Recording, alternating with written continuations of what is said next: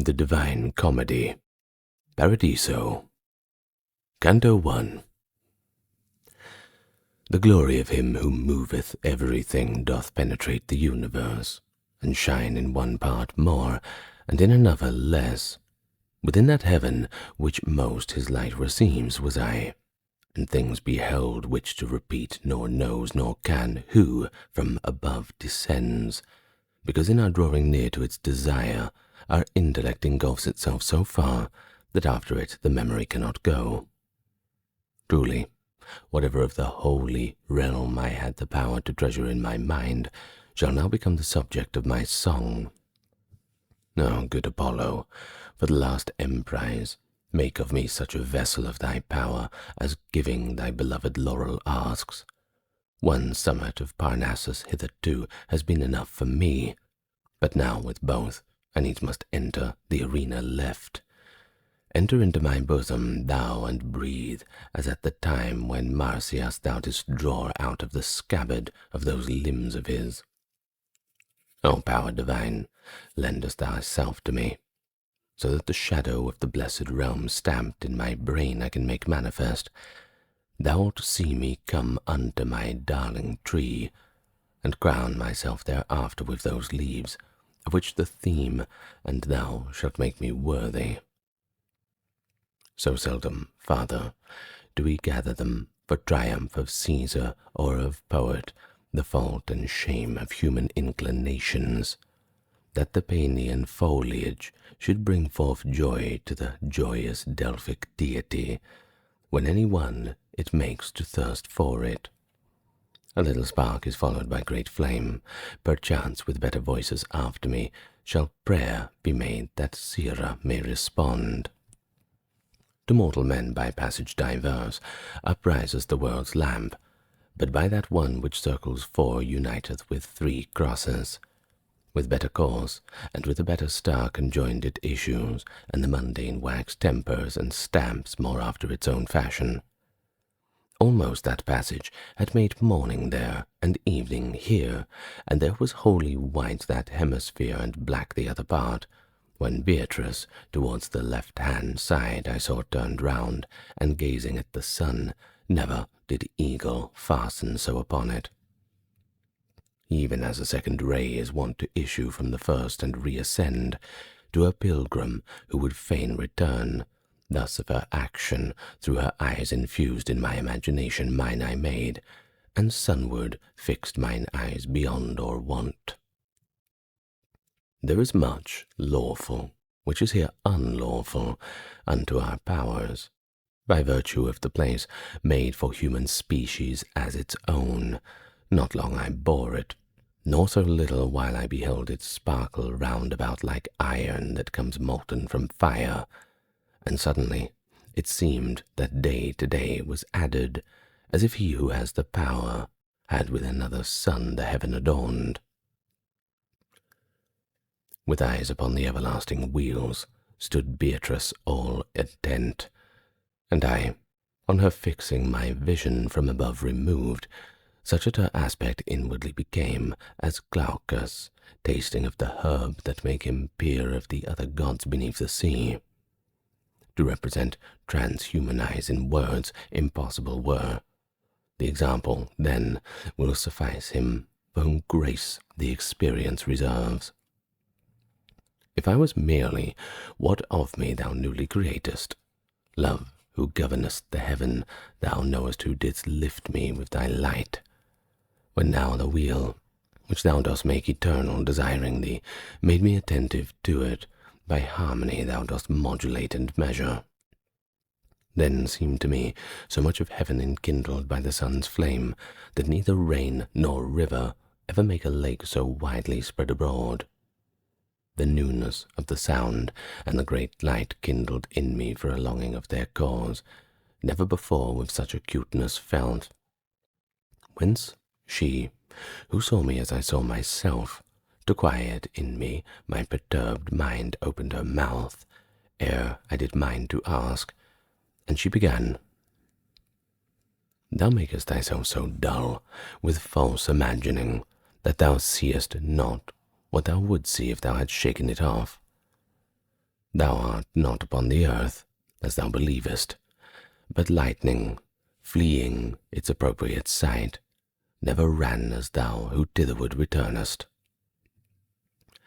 If of the former doubt I was divested, by these brief little words, more smiled than spoken, I in a new one was the more ensnared, and said, already did I rest content from great amazement, but am now amazed in what I may transcend these bodies' light. Where she, after a pitying sigh, her eyes directed towards me with that look a mother casts upon a delirious child, and she began, all things, whatever they be, have order among themselves, and this is form that makes the universe resemble God. Here do the higher creatures see the footprints of the eternal power, which is the end whereto is made the law already mentioned. In the order that I speak of are inclined all natures by their destinies diverse, more or less near unto their origin. Hence they move onward unto ports diverse, over the great sea of being, and each one with instinct given which it bears it on. This bears away the fire towards the moon, this in the mortal hearts, in the motive power that binds together and unites the earth. Nor only the created things are without intelligence this bow shoots forth, but those that have both intellect and love. The providence that regulates all this makes it within its light the heavens forever quiet, wherein that turns which has the great haste, and Tivinel, as to a sight decreed, bears us away with the virtue of that cord which aims its arrows at a joyous mark. True it is that oftentimes the former cords not with the intention of the art, because in answering is matter deaf. So likewise from this course doth deviate sometimes the creature, who the power possess, though thus impelled to swerve some other way. In the same wise as one may see the fire fall from a cloud, if the first impetus earthward is wrested by some false delight. Thou shouldest not wonder more, if well I judge, at thine ascent, than at a rivulet, thou some mountain descending to the lowland. Marvel it would be in thee if deprived of hindrance, thou wert seated down below, as if on earth the living fire were quiet. Thereat she heavenward turned again her face. Canto II. O ye who in some pretty little boat eager to listen have been following behind my ship, that singing sails along, do not turn back and look upon your shores, do not put out to sea, lest peradventure in losing me you might yourselves be lost. The sea I sail has never yet been passed. Minerva breathes, and pilots me Apollo, and Muses 9 point out to me the bears. Ye other few, who have neck uplifted, betimes the bread of angels upon which one liveth here and grows not sated by it, well may you launch upon the deep sea salt your vessel, keeping still my wake before you, upon the water that grows smooth again. These glorious ones who unto Colchos passed were not so wonder-struck as you shall be, when Jason they beheld a ploughman made. The concreted and perpetual thirst for the realm deiform did bear upon us, as swift almost as ye the heavens behold. Upward gazed Beatrice, and eyed at her, and in such space perchance as strikes a bolt and flies, and from the notch unlocks itself, arrived I saw me where a wondrous thing drew itself into my sight, and therefore she from whom no care of mine could be concealed, towards me turning blithe as beautiful, said unto me, Fix gratefully thy mind on God, who unto the first star has brought us. It seemed to me a cloud encompassed us, luminous, dense, consolate, and bright as adamant on which the sun is striking. Into itself did the eternal pearl receive us, even as water doth receive a ray of light remaining still unbroken. If I was body, and we here conceive not how one dimension tolerates another, which needs must be, if body enter body. More the desire should be enkindled in us, that essence to behold wherein is seen how God and our own nature were united. There will be seen what we receiveth by faith, not demonstrated, but self-evident, in guise of the first truth that man believes. I made reply, Madonna, as devoutly, as most as I can do, give thanks to him who has removed me from the mortal world. But tell me, what dusky spots may be upon this body, which below on earth make people tell that fabulous tale of Cain? Somewhat she smiled, and then, if the opinion of mortals be erroneous, she said, wherever the key of sense doth not unlock, certes the shafts of wonder should not pierce thee now, forasmuch following their senses, thou seest that reason has short wings. But tell me what thou thinkest of it thyself. And I, what seems to us up here diverse is caused, I think, by bodies rare and dense. And she, right truly shalt thou see, immersed in error thy belief, if well thou hearest the argument that I shall make against it. Lights many the eighth sphere displays to you, which in their quality and quantity may be noted of aspects different. If this were caused by rare and dense alone, only one virtue would be there in all, or more or less diffused equally. Virtues diverse must be perforce the fruits of formal principles, and these, save one, of course, would be by reasoning destroyed. Besides, if rarity were of this dimness, the cause thou askest, either thou through and through this planet thus attenuate were of matter, or else, as in a body as apportioned the fat and lean, so in like manner this would in its volume interchange the leaves. Were it the former, in the sun's eclipse, it would be manifested by the shining through of light, as through aught tenuous interfused. This is not so. Hence we must scan the other, and if it by chance the other I demolish, then falsified will thy opinion be. But if this rarity go not through and through, there needs be a limit, beyond which its contrary prevents the further passing. And thence the foreign radiance is reflected, even as a colour cometh back from glass, the which behind itself concealeth lead. Now thou wilt say the sunbeam shows itself more dimly than there are in the other parts, by being there reflected farther back. From this reply experiment will free thee if ever thou try it, which is wont to the foundation to the rivers of your arts. 3 mirrors shalt thou take, and 2 remove alike from thee. The others more remote between the former 2 shall meet thine eyes. Turn towards these, cause that behind thy back be placed a light illuminating the 3 mirrors, and coming back to thee by all reflected. Though in its quantity be not so ample, the image most remote, there shalt thou see how perforce is equally resplendent. Now, as beneath the touches of the warm rays, naked the subject of the snow remains, both of its former colour and its cold.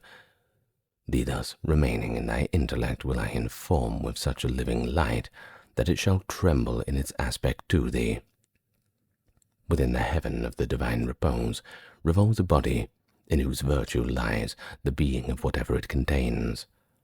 The following heaven, that has so many eyes, divides this being by essence diverse, distinguished from it, and by it contained. The other spheres, by various differences, all the distinctions which they have within them, depose unto their ends and their affects.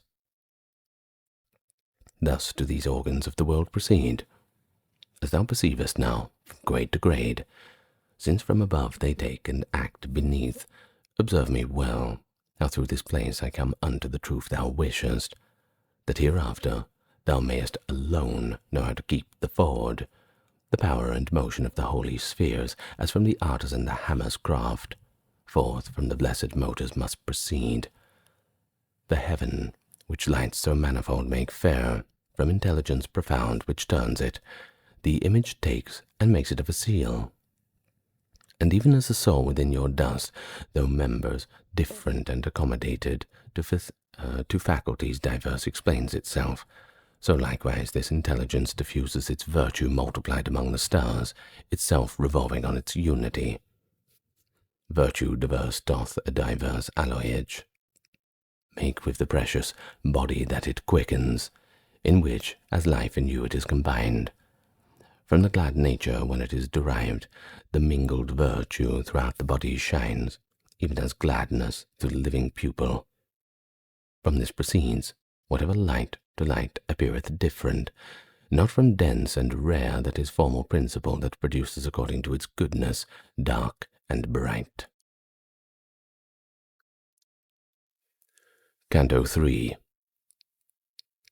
That sun, which erst with love in my bosom warmed of beauteous truth, had unto me discovered by proving and reproving the sweet aspect, and that I might confess myself convinced and confident so far as we are befitting, I lifted more erect my head to speak. But there appeared a vision, which withdrew me so close to it in order to be seen that my confession I remembered not, such as through polished and transparent glass or waters crystalline and undisturbed, but not so deep as their bed be lost. Come back again, the outlines of our faces so feeble, that a pearl on forehead white comes not less speedily under our eyes.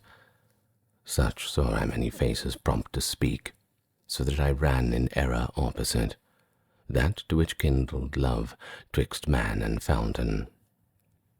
As soon as I became aware of them, esteeming them as mirrored semblances, to see whom they were, mine eyes I turned, and nothing saw, and once again turned them forward direct into the light of my sweet guide, who smiling kindled in her holy eyes.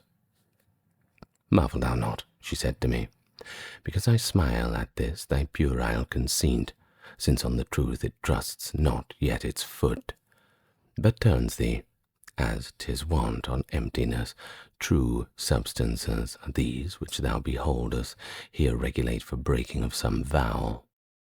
Therefore speak with them, listen and believe, for the true light which giveth peace to them, permits them not to turn from it their feet. And I unto the shade that seemed most wishful to speak directed to me, and I began, as one whom too great eagerness bewilders. O well-created spirit, who in the rays of life eternal dost the sweetness taste, which being untasted never is comprehended, grateful 'twill be to me, if thou contend both with thy name and with your destiny. Whereat she promptly, and with laughing eyes, our charity doth never shut the doors against a just desire, except as one who wills that all her court be like herself. I was a virgin sister in the world, and if my mind doth contemplate me well, the being more fair will not conceal me from thee. But thou shalt recognize I am Picarda, who, stationed here among these other blessed, myself am blessed in the slowest sphere. All our affections, that alone inflamed at the pleasure of the Holy Ghost, rejoice at being of his order formed. And this allotment, which appears so low, therefore is given us, because our vows have been neglected in some part of void. Whence I to her, in your miraculous aspects, there shines I know not of what the divine, which doth transform you from your first conceptions. Therefore, I was not swift in my remembrance, but what thou tellest me now aids me so, that the refiguring is easier to me. But tell me, ye who in this place are happy, are you desirous of a higher place, to see more, or to make yourselves more friends? First with those other shades she smiled a little. Thereafter answered me so full of gladness. she seemed to burn in the first fire of love. Brother, our will is quieted by virtue of charity. That makes us wish alone for what we have, nor gives us thirst for more. If to be more exalted we expired, discordant would our aspirations be, under the will of him who here secludes us, which thou shalt see finds no place in these circles, if being in charity is needful here, and if thou lookest well into its nature, nay, it is essential to this blessed existence to keep itself within will divine, whereby our very wishes are made one, so that, as we are station above station throughout this realm, to all the realm 'tis pleasing as to the king who makes his will our will, and his will is our peace. This is the sea to which moving onward whosoever it doth create, and all that nature makes. Then it was clear to me how everywhere in heaven is paradise, although the grace of good supremes there reign not in one measure. But as it comes to pass, if one food sates, and for another still remains the longing, we ask for this, and that decline with thanks. Even thus did I with gesture and with word to learn from her what was the web wherein she did not ply the shuttle to the end. A perfect life, and merit high in heaven, a lady over us, said she, by whose rule down in your world they vest and veil themselves, that until death they may both watch and sleep beside that spouse who every vow accepts which charity conformeth to its pleasure. To follow her in girlhood from the world I fled, and in my habit shut myself, and pledged me to the pathway of her sect. Then men accustomed evil unto me, then unto God, from the sweet cloister tore me. God knows what afterward my life became. This of a splendor, which to thee reveals itself on my right side, and is enkindled with all the illumination of our sphere, what of myself I say applies to her. A nun was she, and likewise from her head was taken the shadow of the sacred wimple. But when she, too, was the world returned against her wishes and against good usage of the heart's veil, she never was divested. Of great Costanza, this is the effulgence, whom from the second wind of Suabia brought forth the third and last puissance. Thus unto me she spoke, and then beginning Ave Maria, singing, and in singing vanished, as through deep water something heavy. My sight, that followed her for a long time, as it was possible when it had lost her, turned round unto the mark of more desire, and wholly unto Beatrice reverted. But she, such lightnings flashed into mine eyes, that at the first my sight endured it not, and this in questioning more backward made me. Canto IV. Between two viands equal, removed, and tempting, a free man would die of hunger ere either he could bring unto his teeth. So would a lamb between the ravenings of two fierce wolves stand fearing both alike, and so would stand a dog between two does. Hence, if I held my peace, myself I blame not, impelled in equal measure by my doubts, since it must be so, nor do I commend. I held my peace, but my desire was painted upon my face, and questioning with that more fervent far by articulate speech. Beatrice did as Daniel had done, relieving Nebuchadnezzar from the wrath which rendered him unjustly merciless, and said, Well, see how I attract of thee. One and the other wish, so that thy care binds itself so forth it does not breathe. Thou arguest is good will be permanent, the violence of others, for what reason doth it increase the measure of my merit? Again, for doubting furnish the occasion souls seeming to remain under the stars, according to the sentiment of Plato. These are the questions which upon thy wish are thrusting equally, and therefore first will I treat that which hath the most of gall. He of the seraphim, most absorbed in God, Moses, Samuel, and whichever John thou mayest select, I say, and even Mary, have not in any other heaven their seats than have those spirits that just appeared to thee, nor of existence more or fewer years, but all make beautiful the primal circle, and have sweet life in different degrees by feeling more or less the eternal breath. They showed themselves here, not because allotted of this sphere has been to them, but to give sign of celestial which is least exalted. To speak thus is adapted to your mind, since only through the sense it apprehendeth, what then it worthy makes of intellect. On this account the Scripture condescends unto your faculties, and feet and hands to God attributes and means something else, and Holy Church under an aspect human, Gabriel and Michael represent to you, and him who made Tobias whole again. That which Timaeus argues of the soul doth not resemble that which here is seen, because it seems that as he speaks he thinks.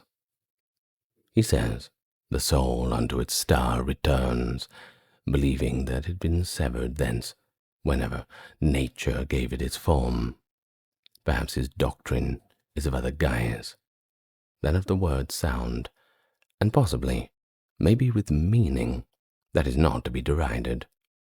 If he doth mean to those wheels return the honour of their influence and the blame, perhaps his bow doth hit upon some truth. This principle, ill understood, once warped the whole world nearly, till it went astray, invoking Jove and Mercury and Mars. The other doubt which doth disquiet less venom has, for its malevolence could never lead thee otherwhere from me. That as unjust or justice should appear in the eyes of mortals is an argument of faith, and not of sin heretical. But still, that your perception may be able to thoroughly penetrate this verity, as thou desirest, I will satisfy thee. If it be by violence, when he who suffers cooperates not with him who uses force, these souls were not on that account excused. For will is never quenched unless it will, but operates as nature doth in fire, if violence 1,000 times distort it. Hence, if it yieldeth more or less, it seconds the force, and these have done so, having power of turning back unto the holy place. If their will had been perfect, like to that which Lawrence, fast upon his gridiron held and Mutius made sever his own hand, it would have been urged them back along the road, whence they were dragged, as soon as they were free. But such a solid will is all too rare. And by these words, if thou hast gathered them, as thou shouldest do, the argument is refuted, that would still have annoyed thee many times. But now another passage runs across before thine eyes, and such that by thyself thou couldst not thread it ere thou wouldst be weary. I have for certain put into thy mind that soul beautified could never lie, for it is near the primal truth. And then thou from Picarda might have heard Costanza kept affection for the veil, so that she seemeth here to contradict me. Many times, brother, has it come to pass, that to escape from the peril with reluctance, that has been done what was not right to do. Even as Alcmaeon, who being his father thereunto entreated, his mother slew, not to lose pity, pitiless became. At this point, I desire thee to remember that force with will commingles, and they cause that offences cannot be excused. Will absolute consenteth not to evil, but in so far consenteth as it fears, if it refrain, to fall into more harm. Hence, when Picarda uses this expression, she meaneth the will absolute, and I the other, so that both of us speak the truth. Such was the flowing of the holy river, that issued forth the fount whence springs all truth, this put to my rest my wishes one and all. O love of the first lover, O divine, said I forthwith, whose speech inundates and warms me so, it more and more revives me. My own affection is not profound as to suffice in rendering grace for grace. Let him who sees and can thereto respond. Where I perceive that never sated is our intellect unless the truth illuminate it, which beyond nothing true expands itself. It rests therein, as wild beast in his lair, when it attains it and can attain it. If not, then each desire would frustrate be. Therefore springs up, in a fashion of a shoot, doubt at the foot of truth, and in this nature, which to the top of the height impels us. This doth invite me, this assurance give me with reverence, lady, to inquire of you another truth, which is obscure to me. I wish to know if a man can satisfy you for broken vows with other good deeds, so that in your balance they will not be light. Beatrice gazed upon me with her eyes, full of the sparks of love and so divine, that overcame my power. I turned back, and almost lost myself, with eyes downcast.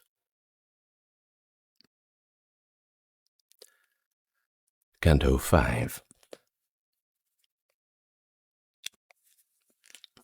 If in the heat of love I flame upon thee, beyond the measure that is on the earth seen, so that the valour of thine eyes I vanquish, marvel not thereat, for this proceeds from perfect sight, which as it apprehends to the good apprehended moves its feet, while I perceive how it is already shining into thine intellect the eternal light that only seen enkindles always love. And if some other thing your love seduce, 'tis nothing but a vestige of the same, I'll understood, which there is shining through. Thou fain wouldest know if with another service for a broken vow can be return made, as to secure the soul from further claim. This canto did thus Beatrice begin, and, as a man who breaks not off his speech, continued thus her holy argument, the greatest gift that in his largesse God creating made, and unto his own goodness nearest conformed, and that which he doth prize most highly, is the freedom of the will, wherewith the creatures of intelligence both all and only were and are endowed. Now wilt thou see, if thence thou reasonest, the high worth of a vow, if it he made so that thou consentest, God consents. For closing between God and the man the compact, a sacrifice is of the treasure made, such as I say, and made by its own act. What can be rendered then as compensation? Thinkest thou to make good use of what thou hast offered? With gains ill-gotten thou wouldest do good deed. Now art certain of the greater point, but because the Holy Church in this dispenses, which seems against the truth which I have shown thee, behooves thee still to sit a while at table, because the solid food which thou hast taken requireth further aid for thy digestion. Open thy mind to which I reveal, and fix it there within. For 'tis not knowledge that, having heard it without retaining it, in the essence of this sacrifice two things convene together, and the one that is of which 'tis made, the other is the agreement. This last for evermore is cancelled not, unless complied with, and concerning this with such precision as above been spoken. Therefore it was enjoined upon the Hebrews to offer still, though sometimes what was offered might be commuted, as thou oughtest know. The other, which is known to thee as matter, may well indeed be such that one errs not, if it for other matter be exchanged. But let none shift the burden on his shoulder at his arbitrament, without the turning both of the white and of the yellow key. And every permutation deem as foolish, if in the substitute the thing relinquished, as the 4 is in 6, be not contained. Therefore, whatever thing has so great weight in value that it drags down every balance, cannot be satisfied with other spending. Let mortals never take a vow in jest to be faithful and not blind in doing that, as Jephthah was in his first offering, whom more beseemed to say, I have done wrong, than to do worse by keeping, and as foolish thou the great leader of the Greeks wilt find. Whence wept Iphigenia in her fair face, and made her both wise and simple weep, who heard such kind of worship spoken of. Christians, be ye more serious in your movements. Be ye not like a feather at each wind, and think not of every water washes you. Ye have the Old and New Testament, and the pastor of the church who guideth you. Let this suffice you unto your salvation. If evil appetite cry aught else to you, be ye as men, and not as silly sheep, so that the Jew among you may not mock you. Be ye not as the lamb that doth abandon its mother's milk, and frolicsome the simple combats at its own pleasure within itself. Thus Beatrice to me even as I write it. Then all desirous turned herself again to that part where the world is most alive.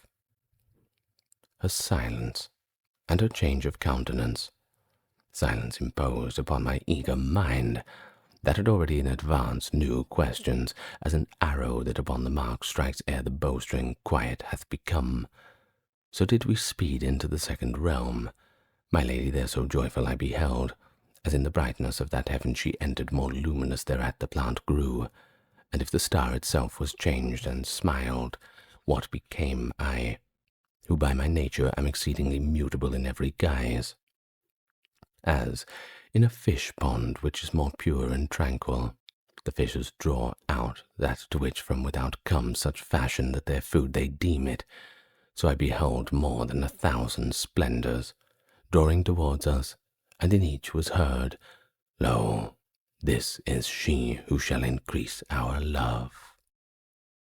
And as each one was coming unto us, full of beatitude the shade was seen, by the effulgence clear that issued from it. Think, reader, if what here is just the beginning, no farther should proceed, how thou wouldst as agonizing need of knowing more. And of thyself, thou wilt see how I from these was in desire of hearing their conditions, as they under mine eyes were manifest. O thou well born, unto whom grace concedes to see the thrones of eternal triumph, or ever yet the warfare be abandoned. With light that through the whole of heaven is spread kindled are we, and hence, if thou desirest to know of us, at thine own pleasure sate thee. Thus, by the same among those holy spirits was spoken, and by Beatrice, speak securely, and believe them even as gods. Well, I perceive how thou dost nest thyself in thine own light, and I draw it from thine eyes, because they coruscate when thou dost smile. But know not who thou art, nor why thou hast, spirit august, thy station in thy sphere that veils itself to men in alien rays. This, said I, in direction of the light, which first had spoken to me, whence it became by far more lucent than it was before.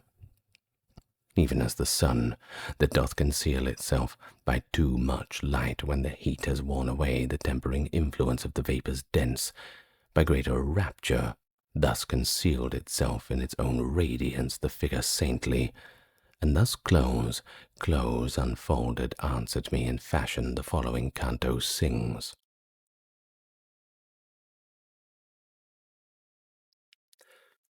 Canto VI. After that, Constantine the eagle turned against the course of heaven, which it had followed behind the ancient who Lavinia took. 200 years and more of the bird of God in the extreme of Europe held itself, near to the mountains whence it issued first.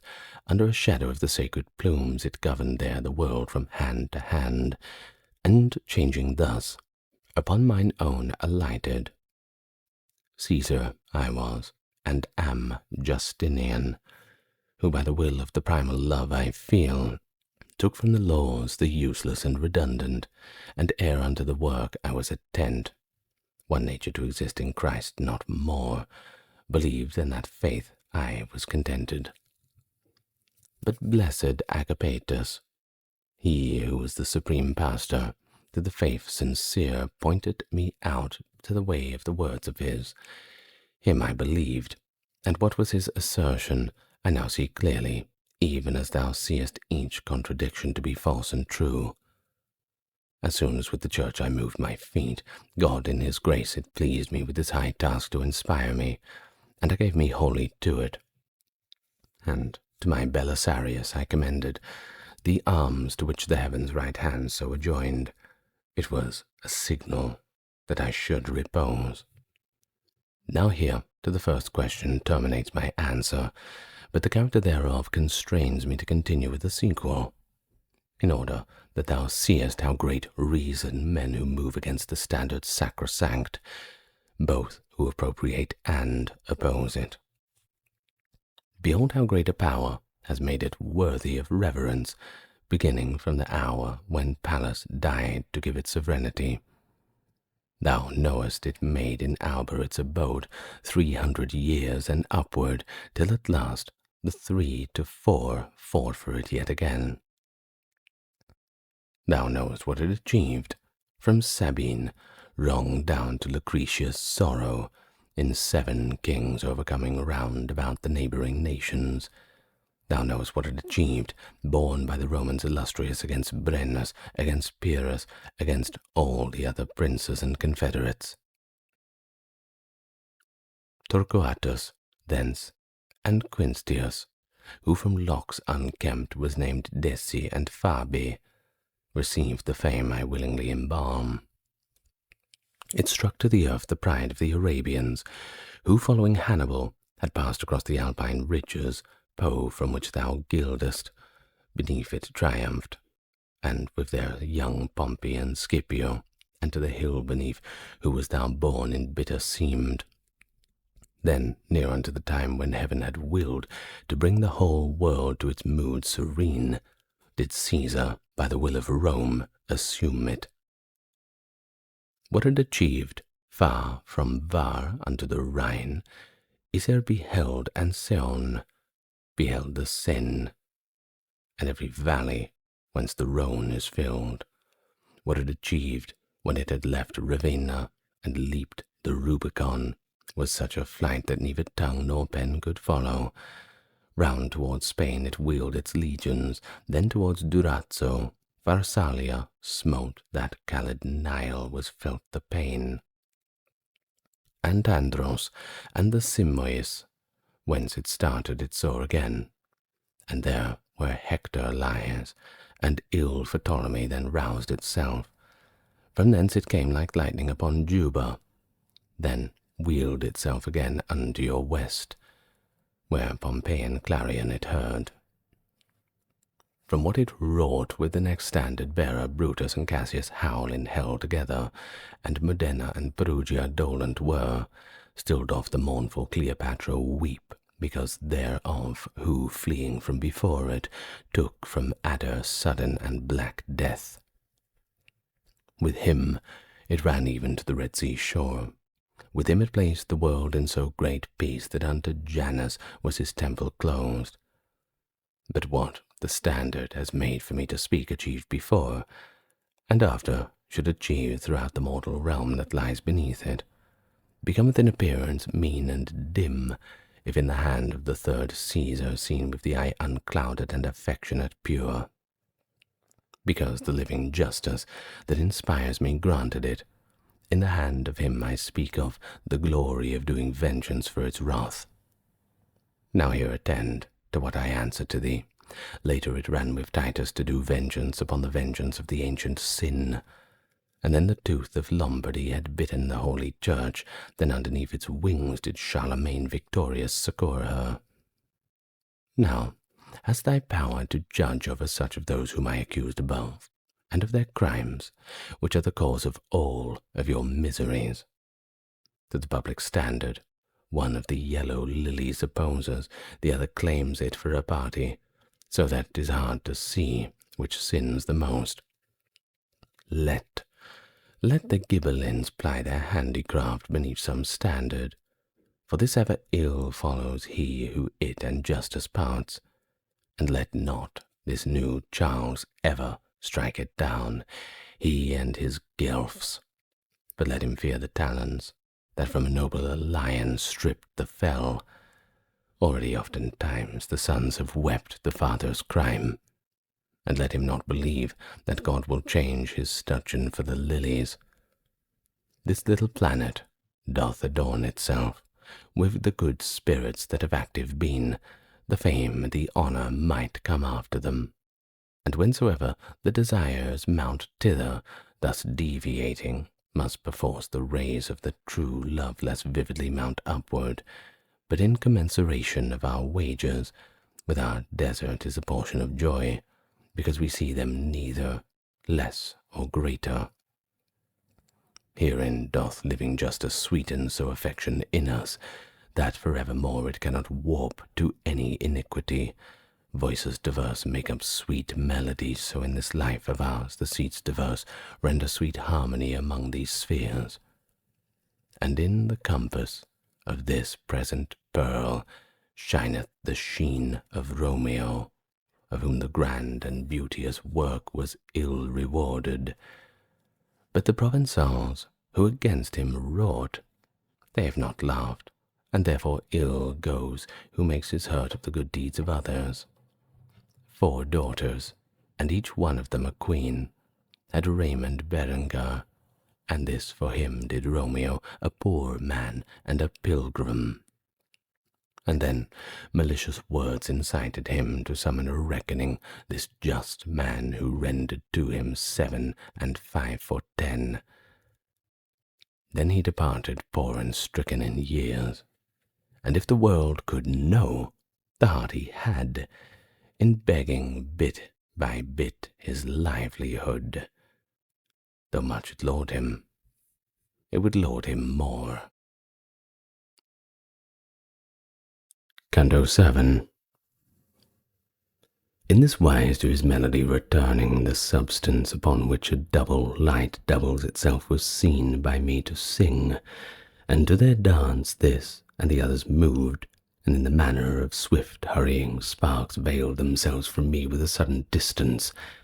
Doubting was I, and saying, tell her, within me, tell her, saying, tell my lady, who slakes my thirst with her sweet effluences.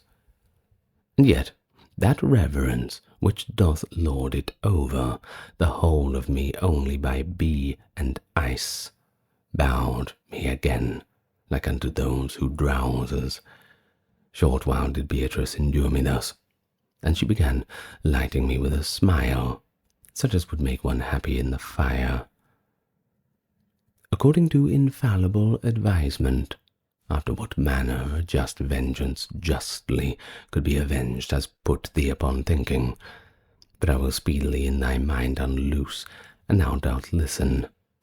For those words of mine, of great doctrine, will a present make thee.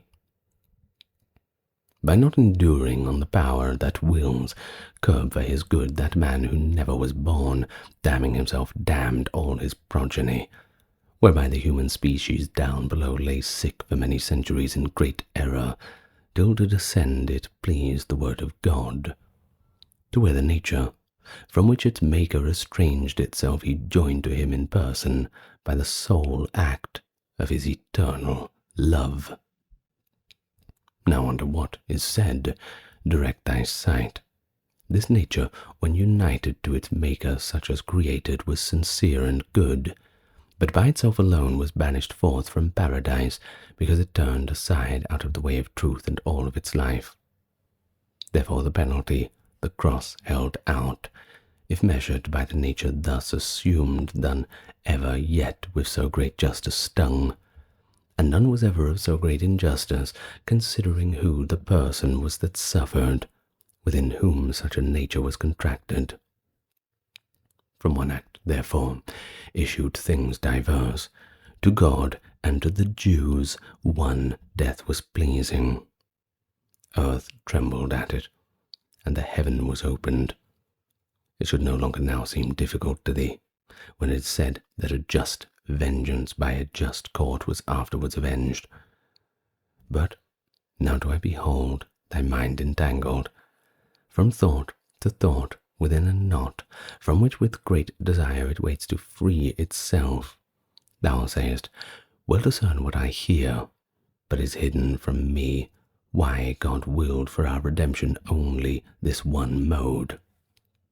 Buried remaineth, brother, this decree unto the eyes of everyone whose nature is in flame of love, not yet adult. Verily, inasmuch as this mark one gazes long and is little discerned, wherever this mode was worthiest will I say. Goodness divine, from which itself doth spurn all envy burning in itself, so sparks the eternal beauties it unfolds. Whatever from this immediately distills has afterwards no end, for never removed its impression when it sets its seal. Whatever from this immediately rains down is wholly free, because it is not subject into the influences of novel things. The more conformed thereto, the more it pleases. For the blessed ardour that irradiates all things, in that most like itself is most vivacious. With all of these things has advantaged been the human creature, and if one be wanting from his nobility, he needs must fall.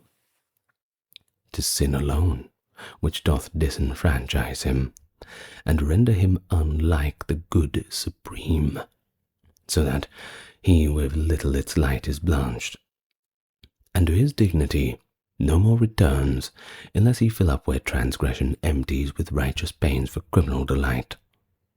Your nature, when it sins so utterly in its own seed out of dignities, even as out of paradise was driven, nor could itself recover, if thou notest with nicest subtlety, by any way, except by passing one of those two fords. Either that God through clemency alone had pardon granted, or that man himself had satisfaction for his folly made. Fix now thine deep into the abyss of thine eternal counsel to thy speech, as far as may be fastened steadfastly. Man in his limitations had not power to satisfy, not having power to sink in his humility, obeying then. Far as he, disobeying, thought to rise, and for this man has been from power of satisfying by himself excluded.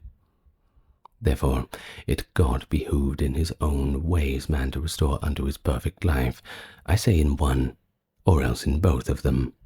But since the action of the doer is so much more grateful, as it more presents the goodness of the heart from which it issues. Goodness divine, that doth imprint the world, has been contented to proceed by each, and all its ways to lift you up again. Nor twixt the first day and the final night, such high and such magnificent proceeding by one or another, or by the other was or shall be. For God more bounteous was himself to give, that to make man able to uplift himself, than if he only of himself had pardoned, and all the other modes were insufficient for justice, were it not the Son of God himself had humbled to become incarnate. Now, to fill fully each desire of thine, return I to elucidate one place, in order that thou there mayest see as I do. Thou sayest, I see the air, I see the fire, the water and the earth, and all their mixtures come to corruption, and short while endure. And these things notwithstanding were created. Therefore, if that which I have said were true, they should have been secure against corruption. The angels, brother, and the land sincere in which thou art, created may be called just as they are in their entire existence. But all the elements which thou hast named, all the things which out of them are unmade, by a created virtue are informed. Created was the manner which they have, Created was the informing influence within these stars that round about them go. The soul of every brute, and of the plants, by its potency temperament, attracts the ray of motion of the holy lights. But your own life immediately inspires supreme beneficence, and enamors it, so with herself it evermore desires her. And thou, from this, mayest argue furthermore your resurrection, if you think again how human flesh was fashioned at the time when first the parents of both of them were made. Canto VIII. The world used in its peril to believe that the fair Cypria delirious love read out the third epicycle turning, wherefore not only unto her paid honour of sacrifices and of votive cry the ancient nations in their ancient error, but both Dione honoured they and Cupid, that as her mother, this one as her son, and said he had sat in Dido's lap. And they from her, whence beginning I took the denomination of the star that woos the sun, now following, now in front. But I was not aware of our transcending into it, but of our being in it gave full faith, my lady whom I saw more beauteous grow. And as within a flame spark is seen, and as within a voice is discerned, when one is steadfast, and one comes and goes, within that light beheld I other lamps move in a circle, speeding more and less, methinks in a measure of their inward vision. From a cold cloud descended never winds, or visible or not, so rapidly they would not laggard and impeded seem to any one who had those lights divine seen come towards us, leaving a gyration beginning at the first high seraphim. And behind those in the most front appeared, sounded, Hosanna, so that ever since to hear again was I without desire. Then unto us more nearly one approached, and it alone began, We are all ready unto thy pleasure, that thou join in us.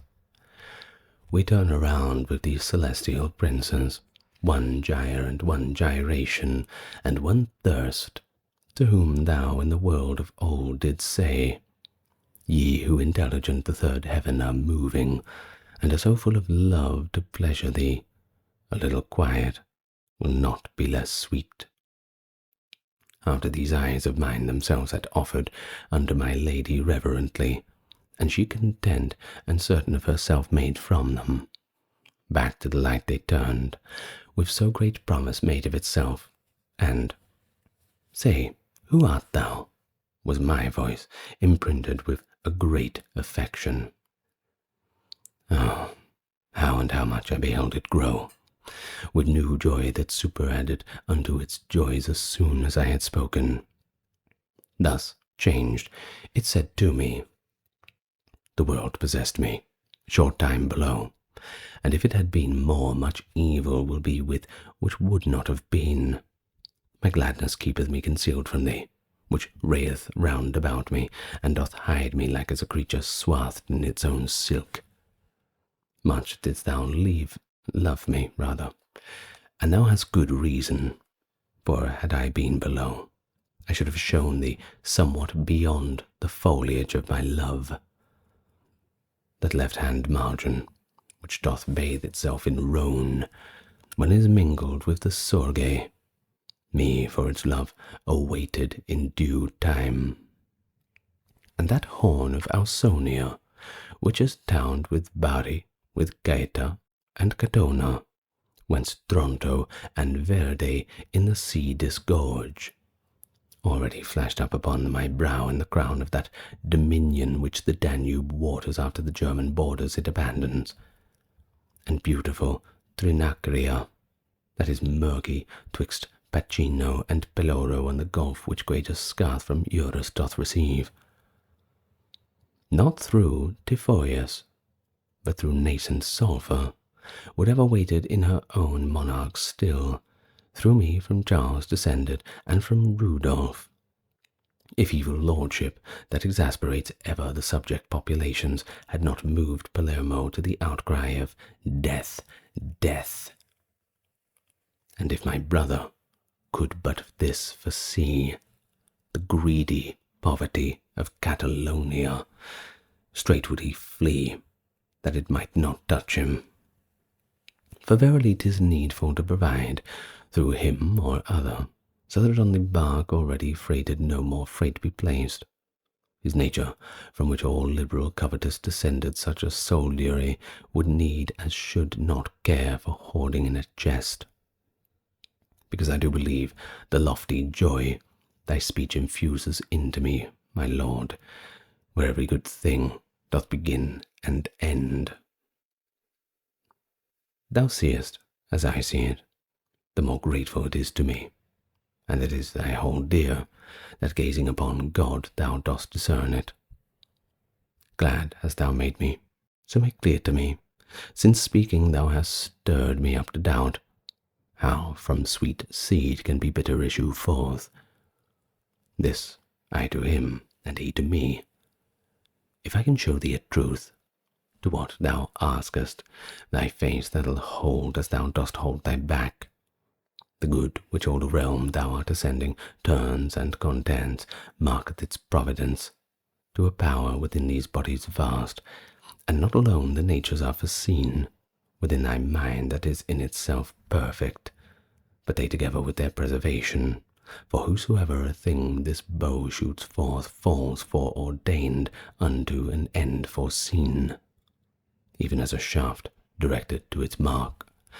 If that were not, the heaven which thou dost walk would in such a manner its effects produce, that they no longer would be arts but ruins. This cannot be, if the intelligences that keep these stars in motion are not maimed, and maimed in the first that has not made them perfect. Wilt thou in this truth have clearer made to thee? And I, not so, for it is impossible, that nature tire, I see in what is needful. Whence he again. Now, say, would it be worse for men on earth were they not citizens? Yes, I replied, and here I ask no reason. And they can be so, if below they live not diversely unto offices diverse, nor if your master writeth well for you. So came he with deductions to this point, there he concluded, therefore it behooves the roots of your efforts to be diverse. Hence once is Solon born, another Xerxes, and another he who, flying through the air, his son did lose. Revolving nature, which a signet is to mortal wax, doth practice well her art, but not one distinguish from another. Thence happens it that Esau differeth in seed from Jacob, and Quirinius comes from sire so vile that he is given to Mars. A generated nature on its way would always make like its progenitors, if Providence divine were not triumphant. Now, that with which is behind thee is before thee, but thou that you know, I with thee am pleased. With a corollary will I mantle thee. Evermore nature, if it find discordant to it, like each of the other seed out of its region maketh evil thrift. And if the world below would fix its mind on the foundation which is laid by nature, pursuing that, 'twould have the good people. But you under religion wrench aside him who was born to gird with the sword, and him make a king of him who is for sermons. Therefore your footsteps wander from this road. Canto IX. Beautiful Clemens, after that thy Charles had me enlightened, he narrated me to go to the treacheries his seed should undergo, but said, be still and let the years roll around. But I can only say that lamentation legitimate shall follow on your wrongs. And of that holy light the life already had to the sun which fills it turned again, as to that good which for each thing sufficeth. Ah, souls deceived, creatures impious, who from such good turn away your hearts, directing upon the vanity your foreheads. And now, behold, another of those splendours approached me, and its will to pleasure me it signified by brightening outwardly. The eyes of Beatrice, that fastened were upon me as before, of dear assent to my desire assurance gave to me. Ah, bring swift compensation to my wish, thou blessed spirit, I said, and give me proof that what I think in thee I can reflect. Whereat the light, that still was new to me, out of its depths, whence it before was singing as one delighted to do good, continued. Within the region of that land, depraved of Italy, that lies between Rialto and the fountainheads of Brenta and Piave, rises a hill, and mounts not very high, wherefrom descended formerly a torch that made upon the region great assault. Out of one root were born both I and it. Gunitza was I called, and here I shine, because the splendour of this star overcame me. But gladly to myself the cause I pardon of my allotment, which does not grieveth me, which would perhaps seem strong unto your vulgar. Of this so lucilent and precious jewel, which of our heaven is nearest to me, great fame remained, and ere it die away, this 100th year shall be quintupled. See if man ought to make him excellent, so that another life the first may leave. And thus thinks not the present multitude, shut in by Adige and Tagliamento, nor yet for being scourged is penitent.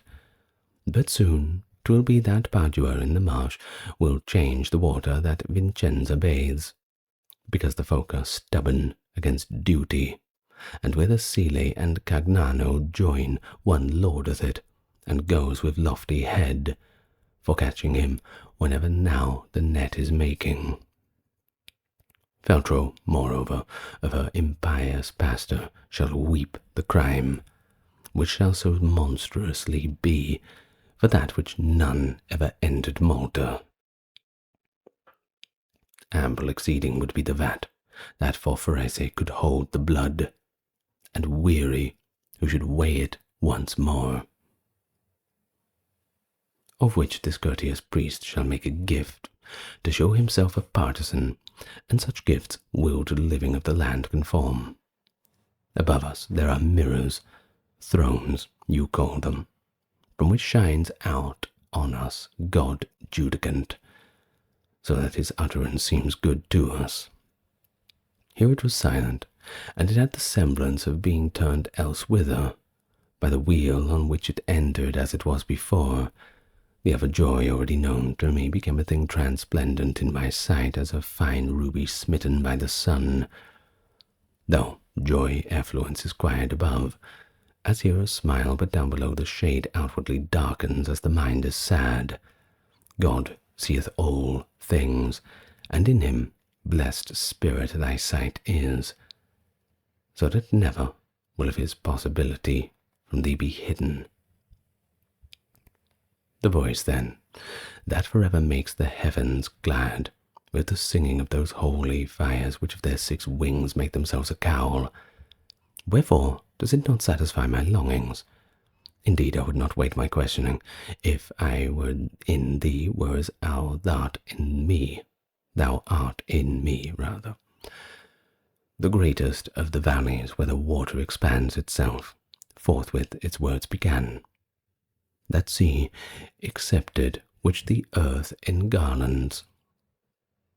Between discordant shores against the sun extends so far, that it meridian makes where it wont before to make the horizon.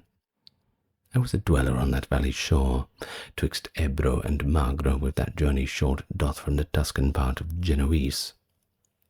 With that same sunset and the same sunrise nearly sat Bugia, where the city whence I was, that with its blood once made the harbour hot, Folco, that people called me, unto whom my name was known.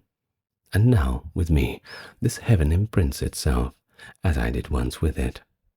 For more the daughter of Belus never burned, avenging both Sichaeus and Creusa, than I, so long as it became my locks. Nor yet Rhodophaeon, who deluded was by Demophoon, nor yet Alcides, when Aeole he had his heart locked. Yet here is no repenting, but we smile, not at the fault which comes not back to mind, but at the power which ordered and foresaw. Here we behold that art that doth adorn with such affection, and the good discover whereby the world above turns that below. But that thou wholly satisfied mayest bear, thy wishes hence, in which this sphere are born, still farther to proceed behoveth me. Thou fain wouldest know who is within this light, that here beside me that is scintillating, even as a sunbeam in the limpid water. Then know thou that within there is the rest Rahab, and beings there are ordered joined, with whose the supremest great is sealed, into this heaven where ends the shadowy cone cast by your world, before all other souls first of the Christ's triumph she was taken up. Full meet it was to leave her in some heaven, even as a palm of the high victory, which he acquired with one palm and the other, because she favoured the first glorious deed of Joshua upon the Holy Land, that little stirs the memory of the Pope.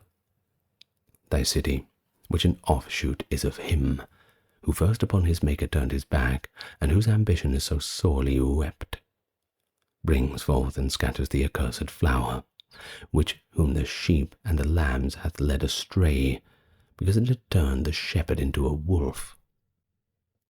For this, the Evangel and the mighty doctors are derelict, and the only decretals so studied it shows upon their margins. On this our Pope and Cardinals intent, their meditations reach not Nazareth, there with its pinions Gabriel unfolded, but Vatican and other parts elect of Rome, which had a cemetery been unto the soldiery that followed Peter, shall soon be free of this adultery. Canto X.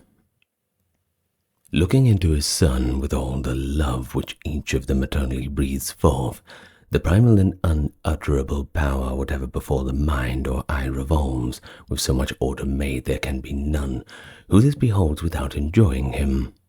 Lift up then, reader, to the lofty wheels with me thy vision straight unto that part, where the one motion on the other strikes, and there begin to contemplate with joy that master's art, who in himself so loves it, that never doth his eye depart therefrom. Behold, how from that point goes branching off the oblique circle, which conveys the planets to satisfy the world that calls upon them. And if their pathway were not thus inflected, much virtue in the heavens would be in vain, and almost every power below here dead, if from the straight line distant more or less were the departure, much would wanting be above the underneath of mundane order. Remain now, reader, still upon thy bench, in thought, pursuing that which is foretasted, if thou wouldst jocund be instead of weary.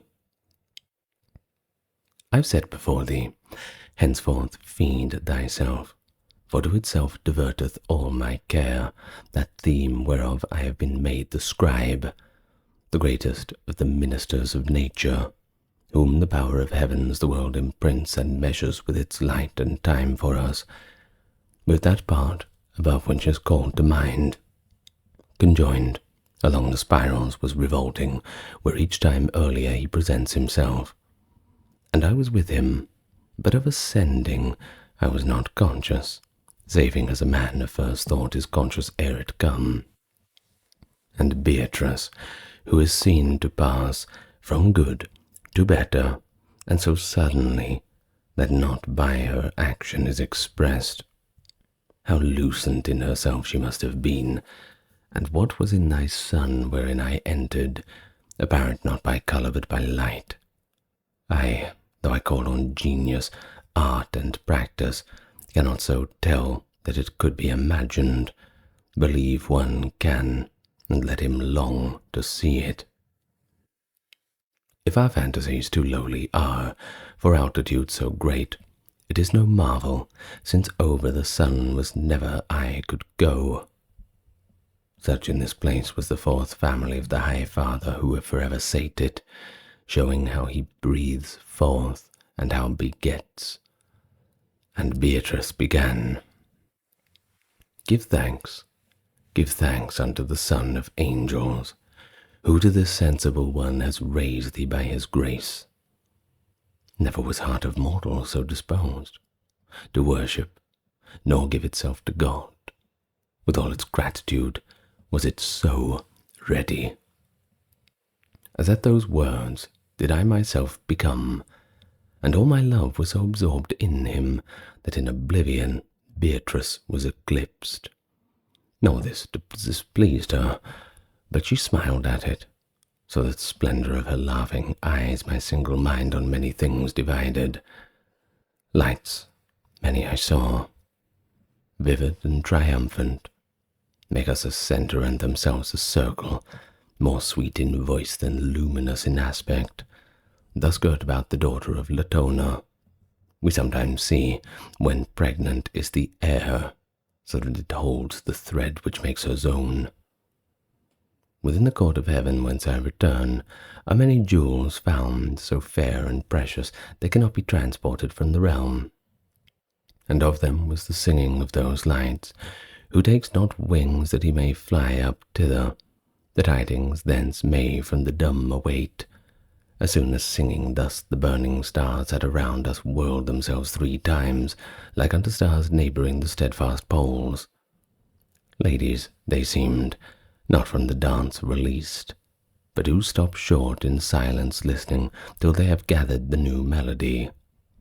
And within one I heard beginning, when the radiance of the grace, by which is kindled true love, and which thereafter grows by loving, within thee multiplied is so resplendent that it conducts thee upward to that stair, where without the reascending none ascends.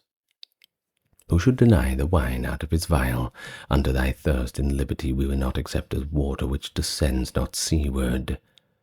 Fain wouldst thou know what plants is enflowered, this garland that encircles with delight that fair who makes thee strong for heaven. Of the lambs was I of the holy flock, which Dominic conducteth by a road, where one fattens if he strayeth not. He who is near to me on the right, my brother and master was, and he, Albertus, is of Cologne, I, Thomas of Aquinum. If thou of all lovers would be certain, follow behind my speaking with thy sight. Upward belong the blessed garden turning, the next effulgence issues from the smile of Gratian, who assisted both the courts in such wise it pleased in paradise. The other which nearby adorns our choir, that Peter, who was even as the poor widow offered his treasure unto holy church. The fifth light, that among us is the fairest, breathes forth from such a love that all the world below is greedy to learn tidings of it. Within it is the lofty mind, where knowledge so deep was put, that, if the true be true, to see much there never rose a second. Thou seest the next lustre of that taper, which in the flesh below looked most within the angelic nature and its ministry. Within that other light is smiling the advocate of the Christian centuries, out of whose rhetoric Augustine was furnished. Now, if thou trainest thy mind's eye along from light to light, pursuant of my praise, with thirst already of the 8th thou waitest, by seeing every good therein exalts the sainted soul which fallacious world makes manifest to him and listeth well. The body whence 'twas hunted forth is lying down in Ciel d'Auro, and from martyrdom and banishment it came unto this peace. See farther onward flame and burning breath of Isidore, of Beda, and of Richard, who was in contemplation more than man. This, whence to me returneth thy regard, the light is of spirit, unto whom in his grave meditations death seemed to slow. It is the light eternal of Sigia, who reading lectures in the street of straw did syllogize invidious verities. Then, as a horologe that calleth us what time the bride of God is rising up with matins in her spouse, that he may love her, where in one part the other draws and urges, ting, ting, resounding so sweet a note, that swells with love and spirit well deposed. Thus I beheld the glorious wheel move around, and render voice to voice in modulation and sweetness that cannot be comprehended, excepting there where joy is made eternal. Canto XI. O thou insensate care of mortal men, how inconclusive are the syllogisms that make thee beat thy wings in downward flight!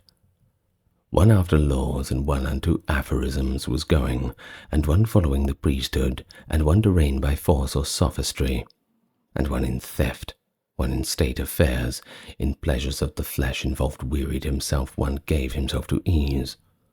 When I, from all these things emancipate, with Beatrice above there in the heavens with such extending glory was received, when each one had returned unto that point within the circle where it was before, it stood as in a candlestick in a candle.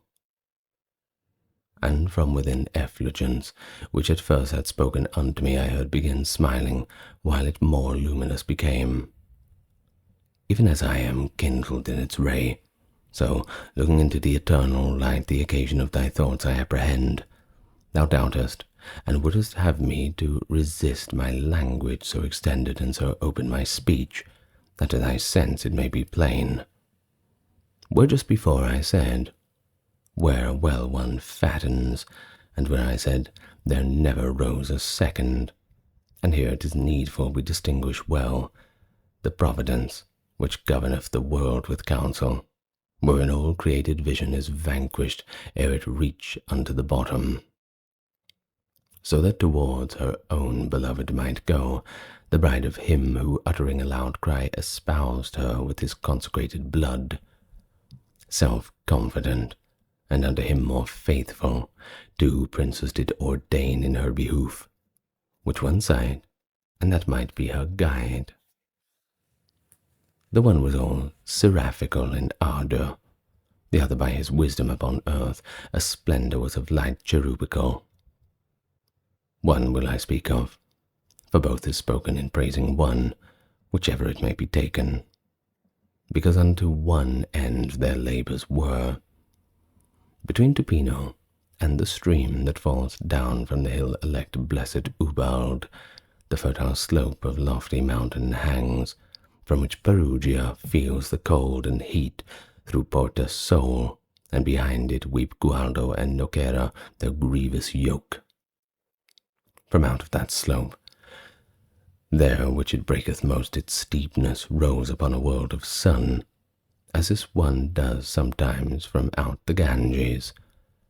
Therefore I let him, who speaketh of that place, say not Assisi, for he would say little, but Orient, if he would properly speak. He was not yet far distant from his rising, before he had begun to make the earth some comfort from his mighty virtue feel, for he in his youth his father's wrath incurred for certain dame, who, as unto death, the gate of pleasure, no one doth unlock, and was before his spiritual court, et coram patre, unto her united, then day by day more fervently he loved her. She, reft of her first husband, scorned, obscure, 1,100 years and more, waited without a suitor until he came. Naught it availed to hear, that with Amyclas found her unmoved at the sounding of his voice, he who struck terror into all the world. Naught it availed being constant and undaunted, so that when Mary still remained below, she mounted up with Christ upon the cross. But that too darkly I may not proceed. Francis and Poverty, for these two lovers, take thou henceforth in my speech diffuse. Their concord and their joyous semblances, the love, the wonder, and the sweet regard, they made to be the cause of holy thoughts, so much so that the venerable Bernard first bared his feet, and after so great a piece ran, in running thought himself too slow. Ah, wealth unknown, O veritable good! Giles bare his feet, and bears his feet Sylvester, behind the bridegroom, so doth please the bride. Then goes his way the father and that master, he and his lady and that family, which now was girding on the humble cord. Nor cowardice of heart weighed down by his brow at soon being Peter Benedorne, nor for appearing marvellously scorned. But regally his hard determination to innocent he opened, and from him he received his primal seal upon his order. After the people mendicant increased behind this man, whose admirable life better in glory of the heavens was sung. Incoronated with the second crown was through Honorius by the eternal Spirit the holy purpose of this Archimandrite.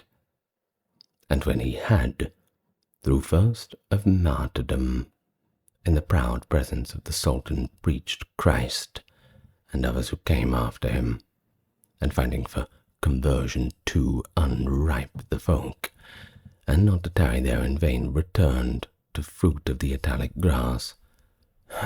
The rude rock twixt Tiber and Arno from Christ, he did receive the final seal, which during 2 whole years his members bore, when he, who chose him unto so much good, was pleased to draw him up to the reward that he had merited by being lowly.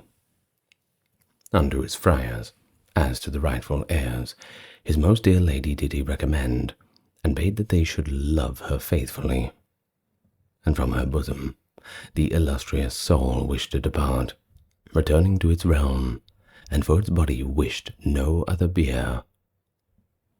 Think now, what man was he, who was a fit companion over the high seas to keep the bark of Peter to its proper bearings? And this was a man, our patriarch, hence whoever doth follow him, he commends can see that he is laden with good merchandise. But for new pasturage his flock grown, so greedy that 'tis impossible they not be scattered over fields diverse, and in proportion his sheep remote and vagabond go farther off from him, more void of milk return they to the fold. Verily, some there are that fear a hurt, and keep close to the shepherd, but so few that little cloth doth furnish forth their hoods. Now if my utterance be not indistinct, if thine own hearing have attentive been, if thou recall to mind what I have said, in part of contented shall thy wishes be, for thou shalt see the plants that's chipped away, and rebuke that lieth in the words, where well one fathers, if he strayeth not. Canto XII. Soon as the blessed flame had taken up the final word to give it utterance, began the holy millstone to revolve, and in its gyre had not turned wholly round before another in a ring enclosed it, and motion joined to motion, song to song, song that is greatly doth transcended our muses, our sirens, in those dulcet clarions, as primal splendour that which is reflected. And as are spanned athward a tender cloud, 2 rainbows parallel and like in colour, when Juno to her handmaid gives command, that one without born of the one within, like to the speaking of that vagrant one, whom love consumed as doth the sun vapours, and make the people hear. Through covenant God set word with Noah, presageful of the world, that shall no more be covered with a flood. In such wise of those sempiternal roses the garlands twain encompassed us about, and thus the outer to the inner answered. After the dance, the other grand rejoicings, both with the singing and the flaming forth effulgence, with effulgence blithe and tender, together at once, with one accord had stopped, even as the eyes that, as volition moves towards them, must needs together shut and lift themselves. Out of the heart of one of the new lights there came a voice, that needle to the star made me appear in turning thitherward, and it began, "The love that makes me fair draws me to speak about the other leader, by whom so well is spoken here of mine. 'Tis right, where one is, to bring in the other, that as they were united in their warfare together likewise may their glory shine. The soldiery of Christ, which it had cost so dear to arm again behind the standard, moved slow and doubtful in numbers few, when the Emperor who reigneth evermore provided for the host that was in peril, through grace alone, and not that it was worthy. And as was said, he to his bride brought succour, with champions twain, at whose deed and whose word the straggling people were together drawn.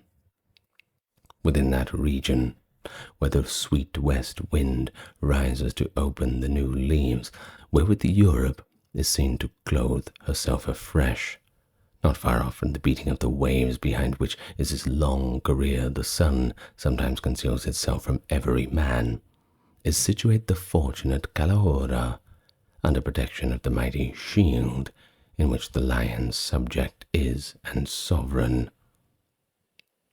Therein was bade the amorous paramour of Christian faith, the athlete consecrate, kind to his own, cruel to his foes, and when it was created, was in his mind replete with such living energy, that in his mother her it made prophetic.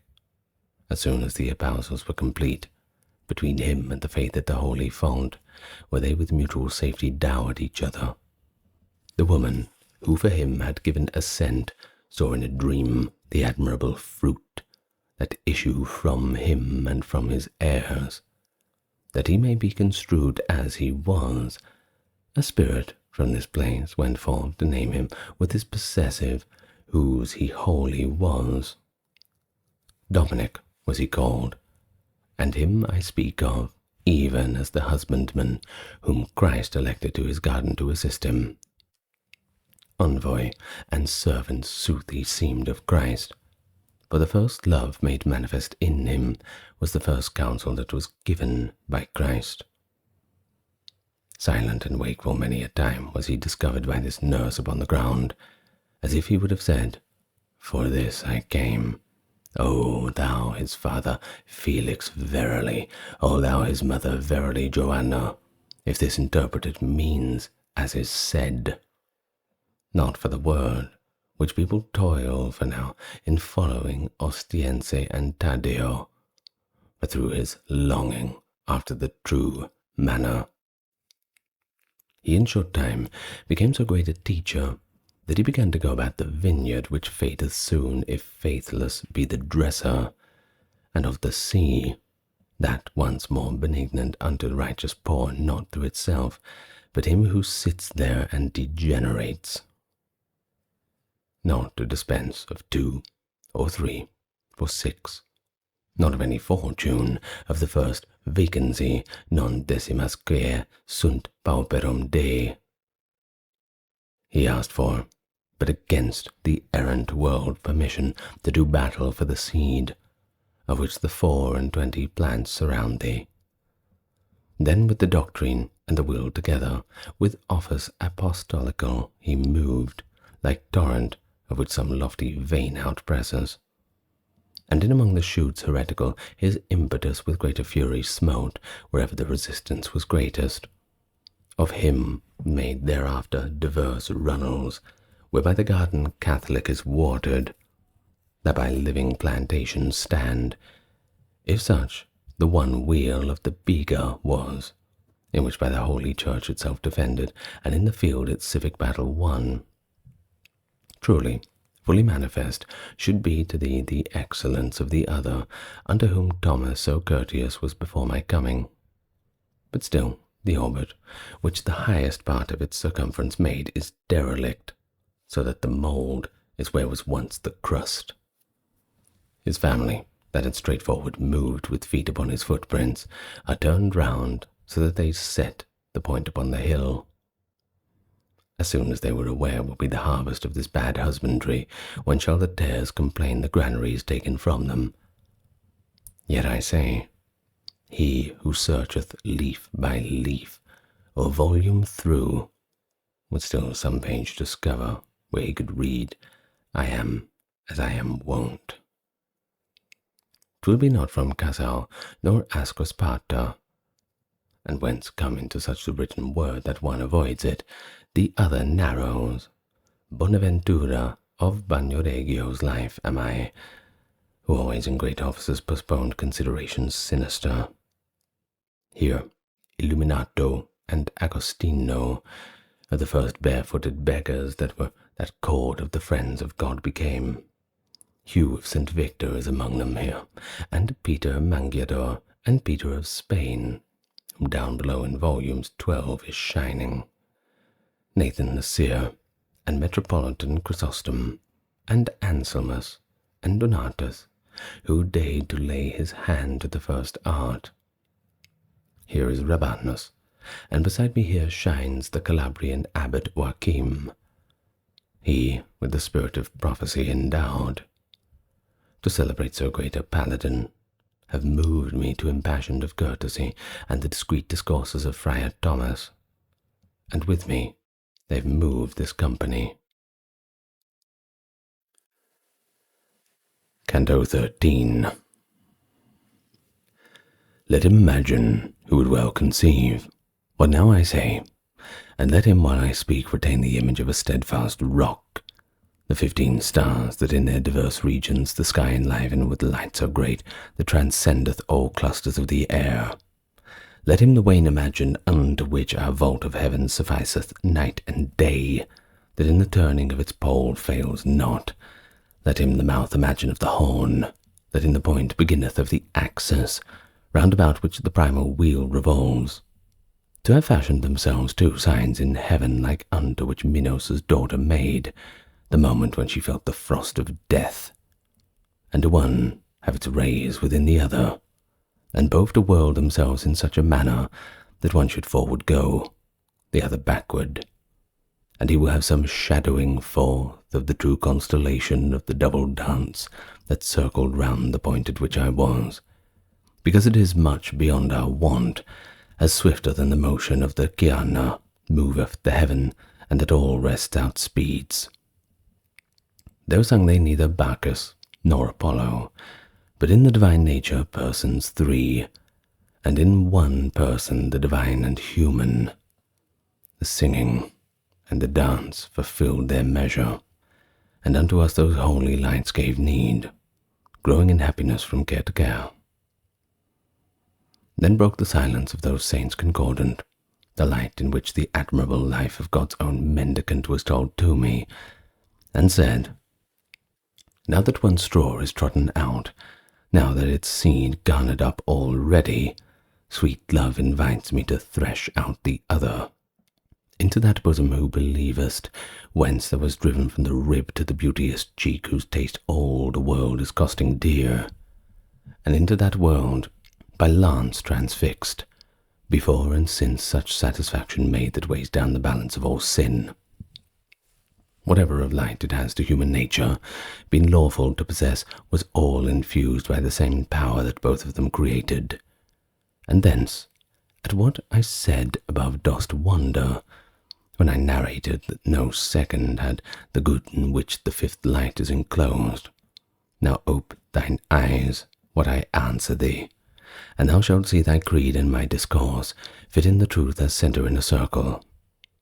That which can die, and that which dieth not, and nothing but the splendour of the idea, which by his love our Lord brings into being, because that living light which is from fount effulgent flows, so that it disunites not from him, nor from the love in them entwined. Through its own goodness reunites its rays in 9 substances as in a mirror, itself eternally remaining one.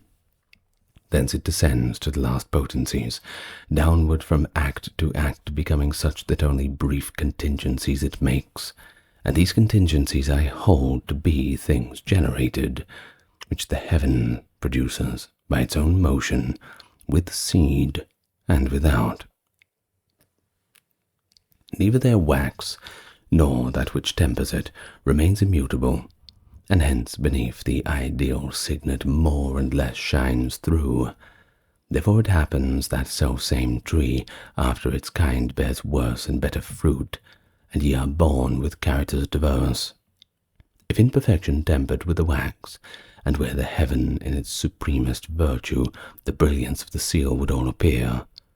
But nature gives it ever more deficient, and like manner, working as if the artist who had the skill of art and hand that trembles. If then the fervent love with vision clear of primal virtue do dispose and seal, perfection absolute is there acquired. Thus was the old and earth created worthy of all and every animal perfection, and thus the virgin was impregnate made. So that thine own opinion I commend, that human nature never yet has been nor will be what it was in those 2 persons. Now if no further forth I shall proceed, then in what ways was he without a peer, would be the first beginning of my words. But that may well appear what now appears not. Think who he was, and what occasion moved him to make request, when it was told him, Ask. I have not so spoken that thou canst see. Clearly he was king who asked for wisdom, that he might sufficiently a king be. 'Twas not to know the number in which are these motors here above, or if necessity with a contingent ever necessity make, non si estere primum montem esse, or if in semicircle can be made triangle, so that it have no right angle. Whence, if thou notice this, and what I have said, a regal prudence is that peerless seeing in which the shaft of my intention strikes, and if on the rose thou turnest thy clear eyes, thou'lt see that it has reference alone to kings who are many, and the good are rare. With this distinction, take thou what I said, and thus it can consist with thy belief, or the first father and of our delight. And lead shall this be always to thy feet, to make thee, like a weary man, move slowly, both to the yes and no thou seest not. For very low among the fools is he who affirms without distinction or denies, as well as in other cases, because it happens that full often bends current opinion in the false direction, and that the feelings bind the intellect. Far more than uselessly he leaves the shore, since he returneth not the same he went, who fishes for the truth, and has no skill. And in the world proofs manifest thereof Parmenides, Melissus, Brisus are, and many who went on and knew not whither. Thus did Sabellius, Arius, and those fools who have been so as swords upon the scriptures in rendering distorted their straight faces. Nor yet shall people be too confident in judging, even if he as doth ripe the corn in field, or it ever be ripe. For I have seen all winter long the thorn first show itself intractable and fierce, and after bear the rose upon its top. And I have seen a ship direct and swift run over the sea throughout its course entire, to perish at the harbour's mouth at last.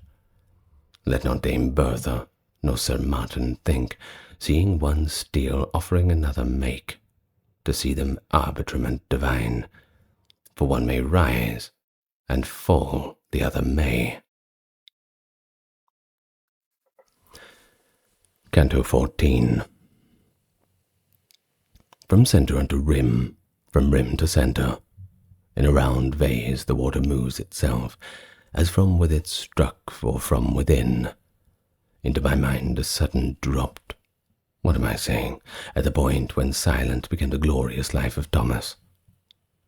Because of the resemblance that was born of his discourse and that of Beatrice, whom, after him, it pleased thus to begin. This man has need, and does not tell you so, nor with the voice, nor even in his thought, of going to the root of one truth more. Declare unto him if the light wherewith blossoms your substance shall remain with you eternally the same that is now, and if it do remain, say in what manner, after ye are again made visible. It can be that it injure not your sight. As by a greater gladness, urged and drawn, they are who are dancing in a ring sometimes uplift their voices, and their motions quicken. So, at that orison, devout and prompt, the holy circles and a new joy displayed in their revolving and their wondrous song. Whoso lamenteth him, that here we die, that we may live above, has never there seen the refreshment of the eternal reign. The one and the two and the three, who ever liveth and reigneth ever there in three and two and one, not circumscribed, and all things circumscribing. 3 several times was chanted by each one among those spirits with such melody, that for all the merit it were a just reward. And in the lustre most divine of all the lesser ring I heard a modest voice, such as perhaps the angels was to Mary. Answer. As long as the festivity of paradise shall be, so long our love shall radiate round about us as such a vesture, its brightness so proportioned to the ardour to the vision, and the vision equals what grace it has above its worth. When, glorious and sanctified, our flesh is reassumed, then shall our persons be more pleasing by their being all complete. For will increase whatever bestows on us of light gratuitous, the good supreme, light which enables us to look on him. Therefore, the vision must perforce increase the ardour from that which is kindled, increase the radiance from which this proceeds. But even as the coal that sends forth flame, and is by vivid whiteness overpowers it, so that its own appearance it maintains, thus the effulgence that surrounds us now shall be overpowered in aspect by the flesh, which still today the earth doth cover up. Nor can so great a splendour weary us, for strong will be the organs of the body, to everything which hath the power to please us. So sudden an alert appeared to me, both one and the other choir, to say Amen, that while they showed their desire for their dead bodies, nor so for them perhaps, but for the mothers, the fathers, and the rest who had been dear, or ever they became eternal flames.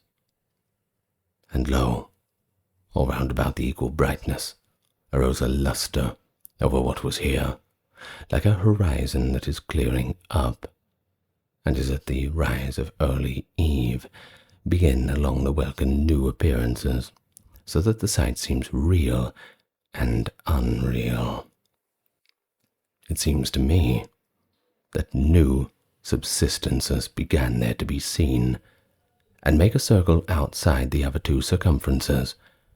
How very sparkling of the Holy Spirit, how sudden and incandescent it became unto mine eyes that vanquished bore it not.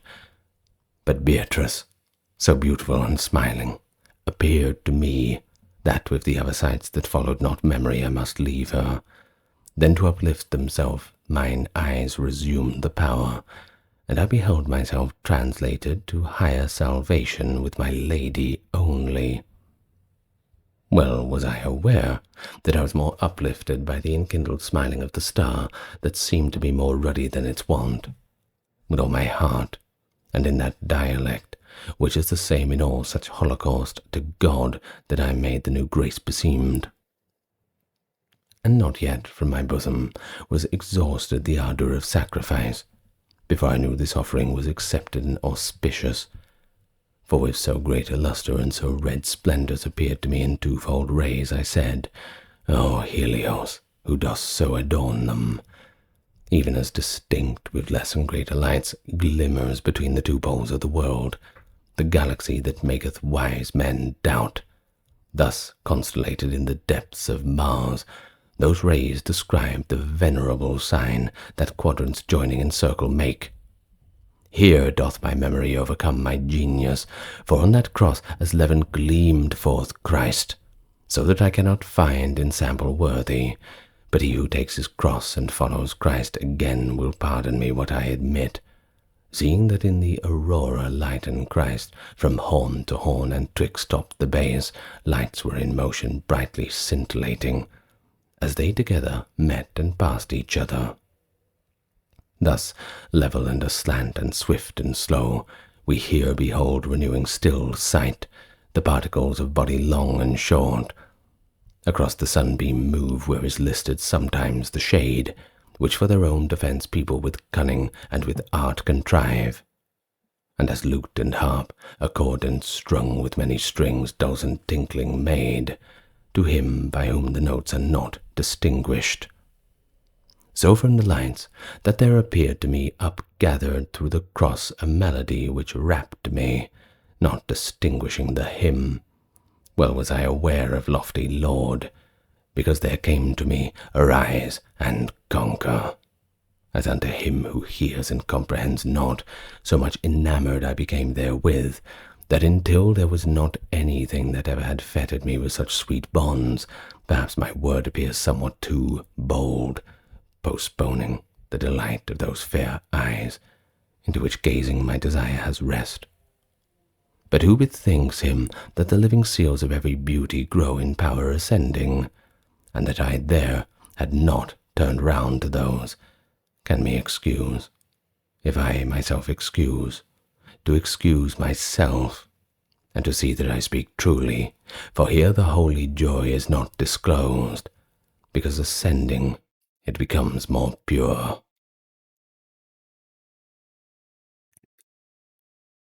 Canto XV. A will benign, in which reveals itself ever the love that righteously inspires, as in the iniquitous cupidity silence imposed upon that dulcet lyre, and quieted the consecrated chords that heaven's right hand doth tighten and relax. How doth just entreaty shall be deaf, those substances which to me give desire of praying them, with one accord grew silent. 'Tis well without end he should lament, who for love of the thing doth not last, eternally despoils him of that love. As through the pure and tranquil evening air there shoots from time to time a sudden fire, moving the eyes that steadfast were before, and seems to be a star that changeth place, except that in the part where it is kindled nothing is missed, and this endureth little. So from the horn that to the right extends unto the cross's foot there ran a star, out of constellation shining there, nor was the gem dissevered from its ribbon, but down the radiant fillet ran along, so that fire seemed it behind alabaster. Thus piteous did Anchises' shade reach forward, if any faith our greatest muse deserve, were in Elysium he and his son perceived. O sanguis meos, o superinfusa, gratia Dei sicut tibicui, bis unquam coeli danua reclusa. Thus that effulgence, whence I gave it heed, then round unto my lady turned my sight, and on this side and that was stupefied. For in her eyes was burning such a smile, and with mine own methought I touched the bottom both of my grace and of my paradise. Then pleasant to the hearing and sight, the spirit joined to its beginning things. I understand not, so profound it spake, nor did it hide itself from me by choice, but by necessity, for its conception above the mark of morals set itself. And when the bow of burning sympathy was so far slackened, that its speech descendeth towards the mark of our intelligence, the first thing was to be understood by me was, Benedict be thou, O Trine and One, who hast thou seed so courteous been. And it continued, Hunger long and grateful, dawn from reading of the mighty volume wherein never is changed the white nor dark, thou hast appeased my son within this light, in which I speak to thee, by grace of her, who to this lofty flight with plumage clothed thee. Thou thinkest that to me that thought doth pass from him who's first, as from the unit, if that it be known ray out of the 5 and 6. And therefore, who I am thou askest not, and why I seem more joyous unto thee than any other of this gladsome crowd. Thou thinkest the truth, because the small and great of this existence look into the mirror wherein, before thou thinkest, thy thought thou showest. But that the sacred love, in which I watch with sight perpetual, in which makes me thirst with sweet desire, may better be fulfilled. Now let thy voice secure, and frank and glad proclaim thy wishes, the desire proclaim, to which my answer is decreed already. To Beatrice I turned me, and she heard before I spake, and smiled to me a sign, that made the wings of my desire increase. Then in this wise began I. Love and knowledge, when on you dawned the first equality, of the same weight for each of you became, for in the sun which lighted you and burned with heat and radiance, they so equal are, that all similitudes are insufficient. But among mortals will and argument, for reason that is to you manifest, diversely feathered in their opinions are. Whence I, who mortal am, feel in myself this inequality, so give not thanks save in my heart for this paternal welcome. Truly do I entreat thee, living topaz, set in this precious jewel as a gem, that thou wilt satisfy me in thy name. O leaf of mine, in whom I pleasure took, even while awaiting I was thine own root, such a beginning he in answer made me, then said to me, that one from whom is named thy race, to whom 100 years or more has circled round the mount of the first cornice, a son of mine, and thy great-grandsire was. Well, it behooves thee that the long fatigue thou shouldst make for him shorter with thy works. Florence, within the ancient boundary, from which she taketh still her tears and nones, abode in quiet, temperature, and chaste. No golden chain she had, nor coronal, nor lady shod with sandals shoon, no girdle that caught the eye more than the person did. Not yet the daughter at birth struck fear into the father, for the time and dower did not overrun this or that measure. No houses had she void of families, not yet had thither come Sardanapalus, to show in what chamber can be done. Not yet surpassed had Montemalo been by your Ucaledaio, which surpassed shall in its downfall be in its rise. Belincium Berti saw I go begirt with leather and with bone, and from the mirror his dame depart without a painted face, and him of Nerli saw and him of Vecchio, contented with their simple suits of buff, and with the spindle and the flax their dames. How fortunate woman!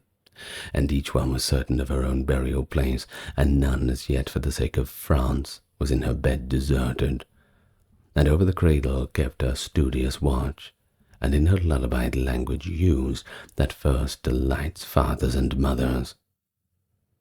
Another, drawing tresses from her distaff, told over among her many family and tales of Trojans, and of Faesole and Rome.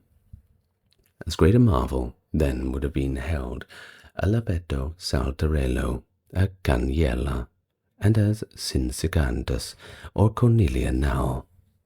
To such a quiet, such a beautiful life of a citizen, such a safe community, and to so sweet an inn, did Mary give me, with crowd cries invoked, and in your ancient baptistery at once Christian and Caciaguida I became.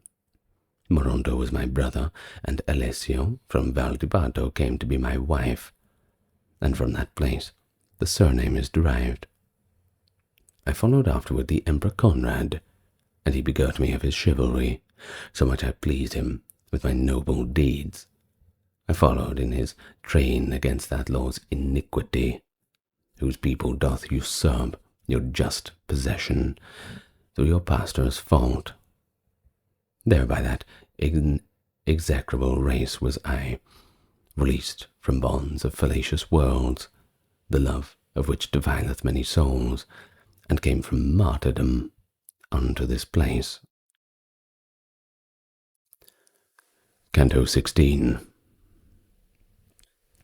O thou art poor nobility of blood, if thou dost make the people glory in thee down here where our affection languishes, a marvellous thing it never will be to me.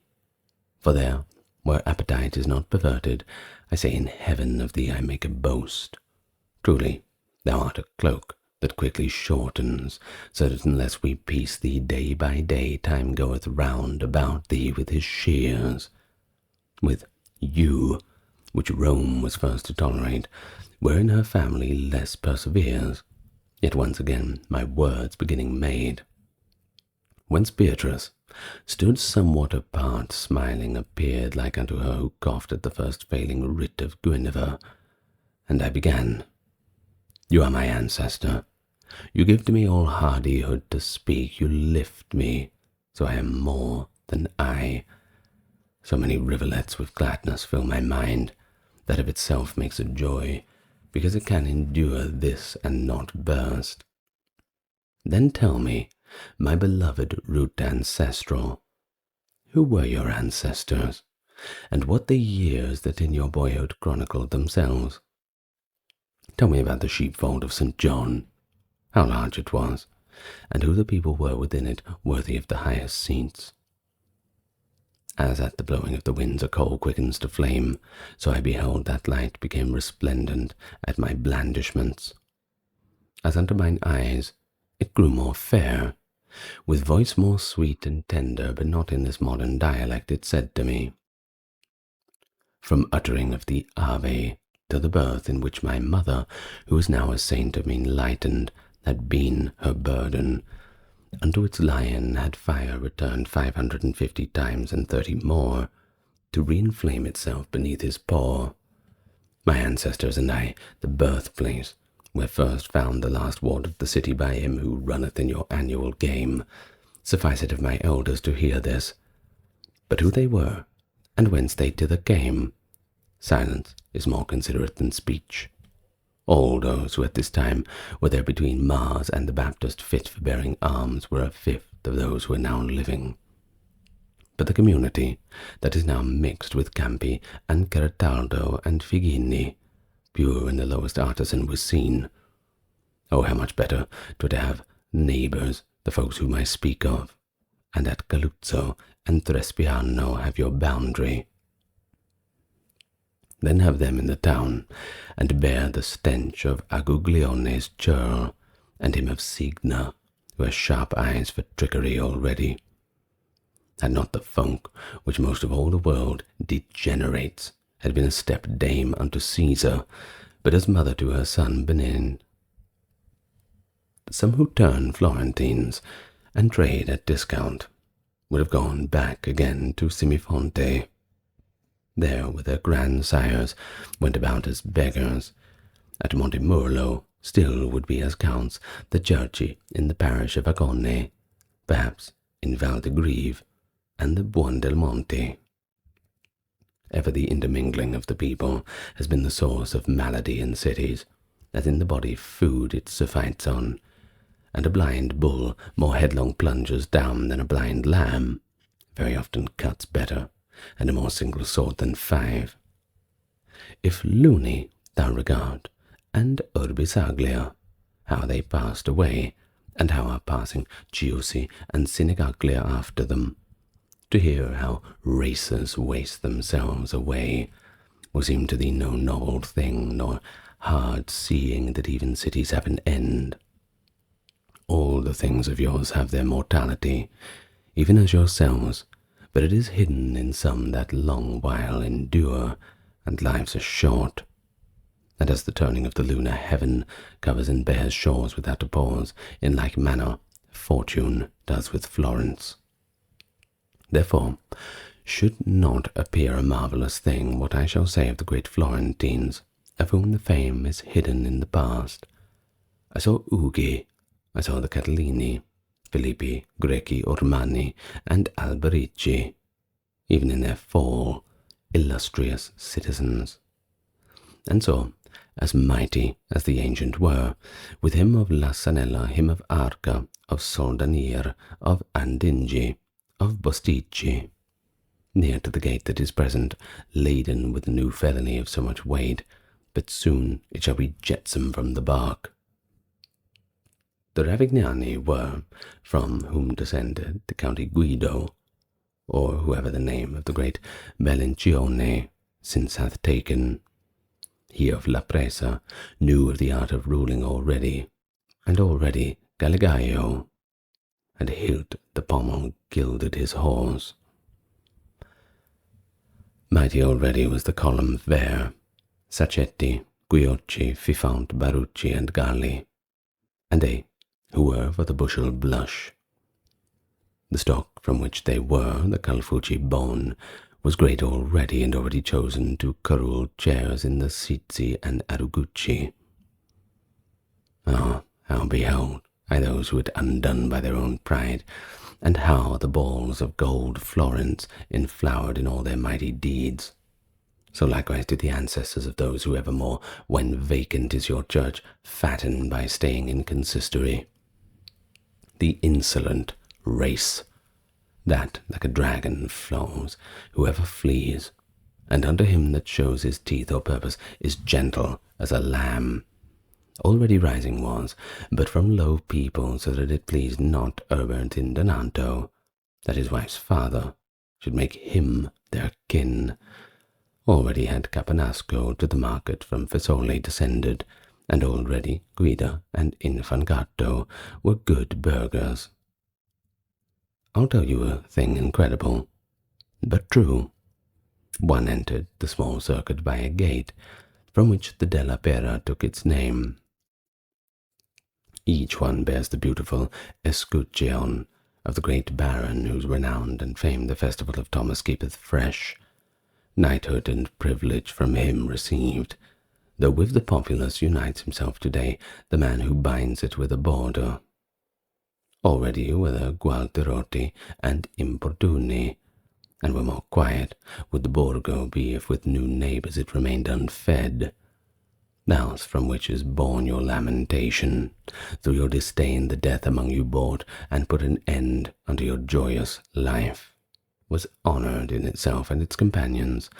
Oh, Buondelmonte, how in evil hour thou fleddest at bridal at another's promptings. Many would be rejoicing who are sad, if God had thee surrendered to the Emma the first time thou camest to the city. But it behooved the mutilated stone which guards the bridge that Florence should provide a victim in her latest hour of peace. With all these families, and others with them, Florence beheld I in so great repose, that no occasion had she whence to weep. With all these families beheld, so just and glorious her people, that the lily never upon the spear was placed reversed, nor by division was vermilion made. Canto XVII. As came to Climene, to be made certain of that which he had hurt himself against, he who makes further jerry still to children, even such was I, as such was I perceived by Beatrice and the holy light that first on my account had changed its place. Therefore my lady said unto me, Send forth the flame of thy desire, so that it issue imprinted well with the internal stamp. Not that by our knowledge may be greater made by speech of thine, but to accustom thee to tell thy thirst, that we may give thee drink. Ah, my beloved tree, thou so dost lift thee, that even as minds terrestrial perceive no triangle containeth to obtuse, so that it beholdeth the contingent things ere themselves are, fixing thine eyes upon the point which all times are present. While I was with Virgilius conjoined upon the mountain that the soul doth heal, and when descending into the dead world, were spoken to me of my future life some grievous words, although I feel myself in sooth forsquare against the blows of chance. On this account, my wish would be content to hear what fortune is approaching me, because foreseen an arrow comes more slowly. Thus did I say unto the selfsame light, that unto me had spoken before, and even as Beatrice willed was what of my own will confessed. Not in vague phrase, in which the foolish folk ensnared themselves of old, ere yet was slain the Lamb of God who taketh sins away, but with clear words and unambiguous language responded that paternal love, hid and revealed by its own proper smile. Contingency, that outside of the volume of your materiality extends not, is all depicted in the eternal aspect. Necessity, however, thence makes it not, except as from thine eye in which it is mirrored, the ship that which the current down descends. From thence, even as there cometh to the ear sweet harmony from an organ comes in sight to me at the time is preparing for thee. As forth from Athens went Hippolytus, by reason of his stepdame false and cruel, so thou from Florence must perforce depart. Already this is willed, and this is sought for, and soon it shall be done by him who thinks it, where every day the Christ is bought and sold. The blame shall follow the offended party in outcry as is usual, but the vengeance shall witness to the truth that does dispense it. Thou shalt abandon everything beloved most tenderly, and this the arrow is which first bow of banishment shoots forth. Thou shalt have proof of how savoureth of salt the bread of others, and how hard a road is going up and down another's stairs. And that which shall weigh upon thy shoulders will be the bad and foolish company with which into this valley they shall fall. For all ingrate, all mad and impious, they will become against thee, but soon after they, and not thou, shall have the forehead scarlet. Of their beast their own proceedings shall furnish proof. So 'twill be well for thee a party to have made thee by itself. Thine earliest refuge and thine earliest inn shall be the mighty Lombard's courtesy, who on the ladder bears the holy bird. Who such benign shall regard shall have for thee, what twixt you twain, in doing and in asking, thou shalt be the first in which with others last.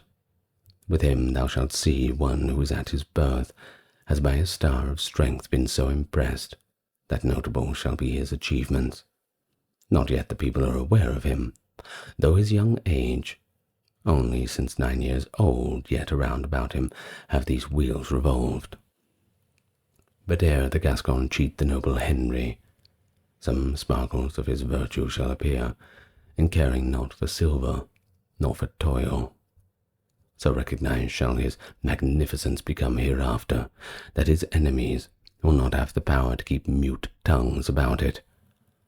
On him rely, and on his benefits. By him shall many people be transformed, changing condition rich and mendicant. And written on in thy mind, thou hence shalt bear of him, but shalt not say it. And things he said incredible to those who shall be present. Then added, Son, these are the commentaries on what was said to thee. Behold the snares that are concealed behind a few revolutions. Yet would I not thy neighbours thou shouldst envy, because thy life into the future reaches beyond the punishment of their perfidies. when by its silence showed that sainted soul that it had finished putting into the woof into that web which I had given it warped, began I, even as he who yearneth after being in doubt some counsel from a person seeth, and he uprightly wills and loves. Well see I, Father mine, who spurreth on towards time such a blow to deal to me, as heaviest is to him who gives most away. Therefore with foresight it is well I arm me, that if a dearest place be taken from me, I may not lose the others by my songs. Down through the world of infinite bitterness, and over the mountain from whose beauteous summit the eyes of mine own lady lift me. And afterward, through heaven from light to light I have learned, of which if I tell again, will be a savour of strong herbs to many. And if I am timid, friend to truth, I fear lest I may lose my life with those who will thereafter call this time the olden. The light in which was smiling thine own treasure, which there I had discovered, flashed at first, as in the sunshine doth a golden mirror, then made reply, a conscience overcast, or with its own of another's shame will taste forsooth the tartness of thy word, but nevertheless all falsehood laid aside, make manifest thy vision utterly, and let them scratch wherever is the itch. For if thine utterance shall offensive be, at first taste the vital nutriment twill leave thereafter, when it's digested. This cry of thine shall do as doth the wind, which smiteth the most in exalted summits, and that is no slight argument of honour. Therefore are shown to thee within these wheels, upon the mountain in dolorous valley, only the souls that unto fame are known, because the spirit of the hearer rests not, nor doth confirm its faith by example, which has a root of it unknown and hidden, or other reason that is not apparent. Canto XVIII. Now was alone rejoicing in its word, that soul beautified, and I was tasting my own with bitter tempering the sweet. And the lady, who to God was leading me, said, change thy thought, consider that I am near unto him who every wrong disburdens. Under the loving accents of my comfort I turned me round, and then what love I saw within those holy eyes I here relinquish. Not only that my language I did distrust, but that my mind cannot return so far above itself unless another guide it. Thus much upon that point can I repeat, that her again beholding my affection from every other longing was released, while the eternal pleasure, which direct raid upon Beatrice, from her fair face contented me with its reflected aspect, conquering me with that radiance of a smile she set upon me. Turn thee about and listen. Not in mine eyes alone is paradise. Even as sometimes here do we behold the affection in the look, if it be such that all the soul is wrapped by it, so by the flaming of the effulgence holy to which I turned, I recognized therein the wish of speaking to me somewhat further. And it began. In this fifth resting place, upon the tree that liveth by its summit, and aye bears fruit and never loses leaf, are blessed spirits that below, ere yet they came to heaven, were such of great renown that a very muse therewith would affluent be. Therefore look thou upon the cross's horns. He whom I now shall name will be there an act that doth within a cloud of its own swift fire. I saw athwart a cross a splendid drawn by naming Joshua, nor noted I the word before the deed. And at the name of the great Maccabee, I saw another move itself revolving, and gladness was the whip unto that top. Likewise for Charlemagne, and for Orlando. Two of them regard my attention, followed as followeth the eye of its falcon flying. William thereafterwards, and Reynard, and the Duke Godfrey, did attract my sight along that cross and Robert Guiscard. Then moved and mingled with other lights. The soul that had addressed me showed how great an artist 'twas among the heavenly singers. To my right side, I turned myself around, my duty to behold in Beatrice, either by words or gesture signified. And so translucent I beheld her eyes, so full of pleasure, that her countenance surpassed its other and its latent wont. And as by feeling greater delectation, a man in doing good from day to day becomes aware of his virtue is increasing, so I became aware that my gyration with heaven together had increased its arc, that miracle beholding more adorned. And such is the change in a little lapse of time in a pale woman when her face is from the load of bashfulness unladen. Such was it in mine eyes when I had turned, caused by the whiteness of the temperate star, the sixth, which to itself had gathered me. Within that jovial torch did I behold that sparkling of love which was therein delineate our language to thine eyes. And even as birds uprisen from the shore, as in congratulation over their food make squadrons of themselves, now round, now long, so within those lights the holy creatures sang flying to and fro, and in their figures made of themselves now D, now I, now L. First singing, they to their own music moved, then one becoming of these characters, of little while they rested and were silent. O divine Pegasaea, who thou genius doth glorious make, and render it long-lived, and this, though through thee the cities and kingdoms illume thee with thyself, that I may bring their figures out as I have them conceived, apparent to be thy power in these brief verses. Themselves then they displayed in 5 times 7 vowels and consonants. I observed the parts as they seemed spoken unto me. Diligite Justiniam, these were the first verb and noun that was depicted. Qui judictatis teram were the last. Thereafter, in the M of the 5th word remained they so arranged, that Jupiter seemed to be silver there with gold inlaid. And other lights I saw descend, which was the summing of M, and pause there singing the good, I think, that draws them unto itself. Then, as in striking upon burning logs, upward there fly innumerable sparks, whence fools are wont to look for auguries. More than 1,000 lights seemed thence to rise, and to ascend, some more and others less, even as the sun that lights them had allotted. And each one, being quiet in its place, the head and neck beheld I of an eagle, delineated by that inlaid fire. He who paints, and has none to be his guide, but himself guides, and is from him remembered that virtue which form unto the nest. The other beatitude, they contend, seemed to be at first bloom a lily on the M, by a slight motion followed out the imprint. O gentle star, what and how many gems did demonstrate to me all our justice effect of that heaven which thou ingemest.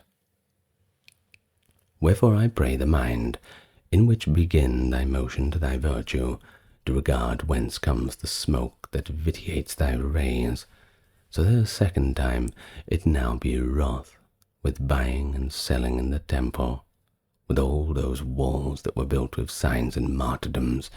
O soldiery of heaven, whom I contemplate, implore for those who are upon the earth, all gone astray after the bad example. Once 'twas the custom to make war with swords, but now 'tis by taking here and there the bread the pitying Father shuts from none. Yet thou, who writeth but to cancel, think that Peter and that Paul, who are with this vineyard which thou spoiling art died, are still alive. What canst thou say? So steadfast my desire is unto him who will to live alone, and for a dance was led to martyrdom, that I know not the fisherman nor Paul. Canto XIX. Appeared before me with its wings outspread the beautiful image that in sweet fruition made jubilant the interwoven songs. Appeared a little ruby each, wherein the ray of sun was burning so enkindled that each into mine eyes refracted it. And what it now behooves me to retrace, nor voice has ever reported, nor ink written, nor was by the fantasy ever comprehended. For speak I saw, and likewise heard, the beak, and utter with its voice both I and my, when in conception it was we and our. And it began, being just merciful, am I exalted here under that glory which cannot be exceeded by desire. And upon earth I left my memory, such that evil-minded people there commend it, but continue not the story. So doth a single heat from many embers make itself felt, even as from many loves issued a single sound from out of that image.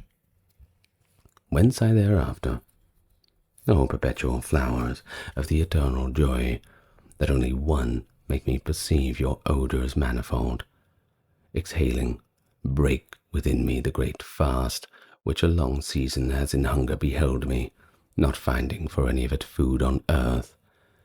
Well do I now that if in heaven is a mirror justice divine another realm doth make, yours apprehends it not through any veil. You know how I attentively address me to listen, and you know what is the doubt that is in me so very old a fast. Even as a falcon issuing from its hood doth move its head, and with its wings applaud him, showing desire and making himself fine, so I became that standard which lords of interwoven and grace divine, with such songs as he knows who there rejoices. Then it began. He who a compass turned on the word's outer verge, and whom within it devised so much occult and manifest, could not impress the power so make of all the universe, as that his word should not remain in infinite excess. And this makes certain that the first proud being, who was the paradigm of every creature, by not awaiting light fell immature. And hence appears it, that each minor nature is scant receptacle unto that good, which has no end, and is by itself measured, in consequence of our vision, which perforce must be some ray of that intelligence, with which all things, whatever are replete, cannot in its own nature be so potent, that it shall not its origin discern, far beyond that which is apparent to it.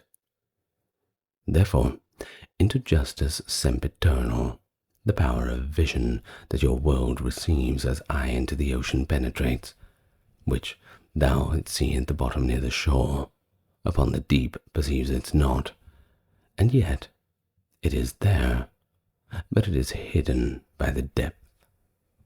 There is no light, but comes from the serene, that never is overcast, nay, it is darkness, or shadow of the flesh, or else its poison. Amply to thee is opened now the cavern, which now has concealed thee from living justice, of which thou madest such frequent questioning.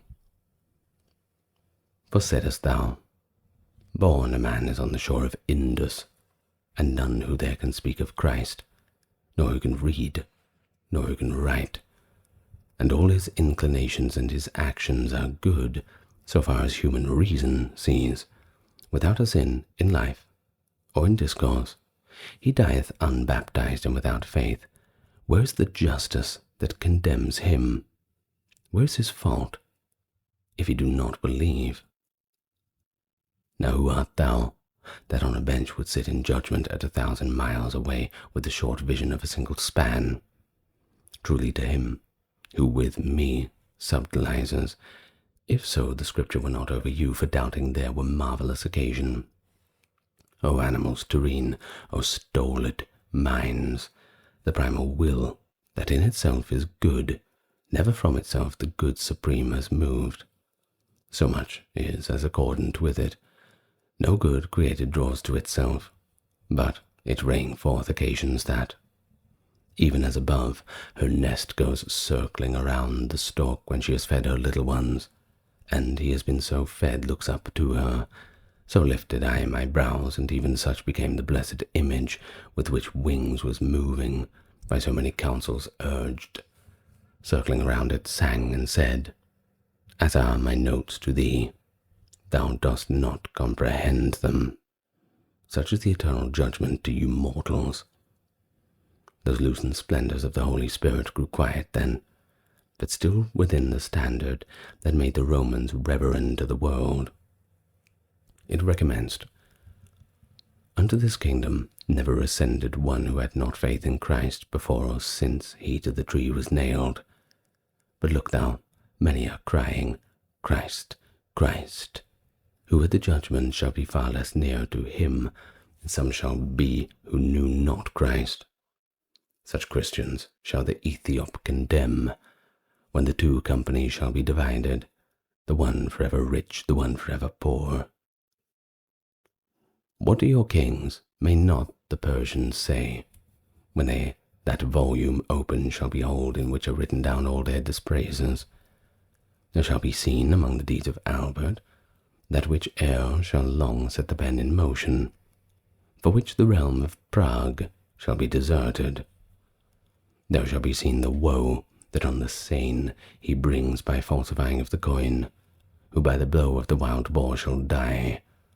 There shall be seen the pride that causes thirst, which makes the Scot and the Englishman so mad that they within their boundaries cannot rest. Be seen the luxury and effeminate life of him of Spain and the Bohemian, whom valour never knew and never wished.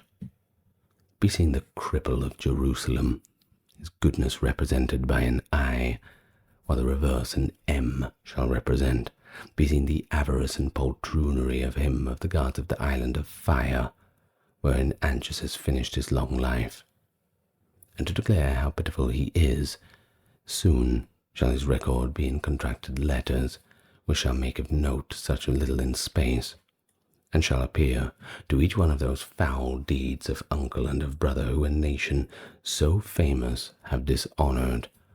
The 2 crowns, and he of Portugal and Norway, shall be there known, and he of Thracia too, who saw in evil hour the coin of Venice.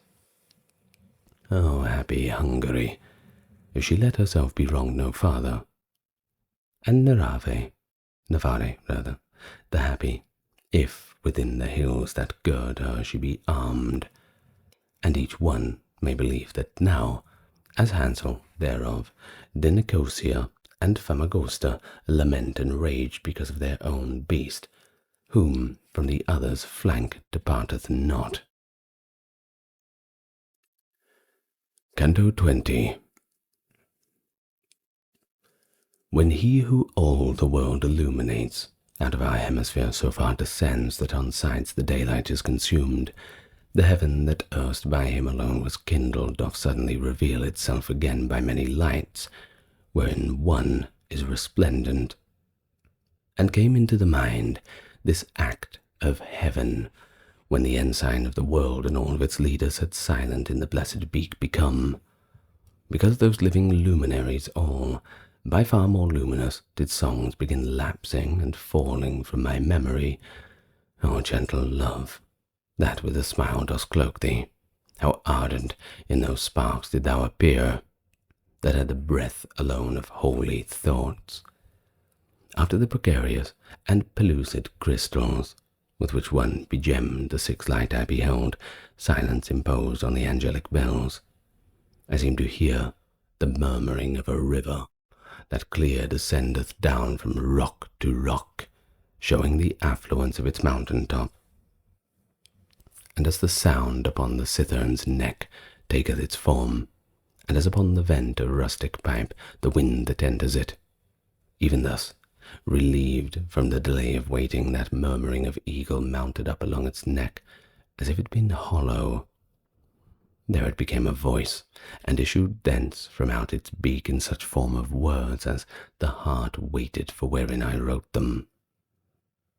The part in me which sees and bears the sun in mortal eagles, it began to me, now fixedly must need to be looked upon. For of the fires which I make my figure, those whence the eye doth sparkle in my head, of all their orders, the supremest are. He who is shining in the midst of a pupil was once the singer of the Holy Spirit, who bore in the ark from city unto city.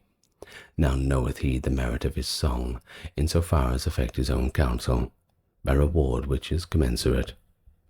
Of 5 that make a circle for my brow, that he approacheth nearer to my beak, did the poor widow for her son console.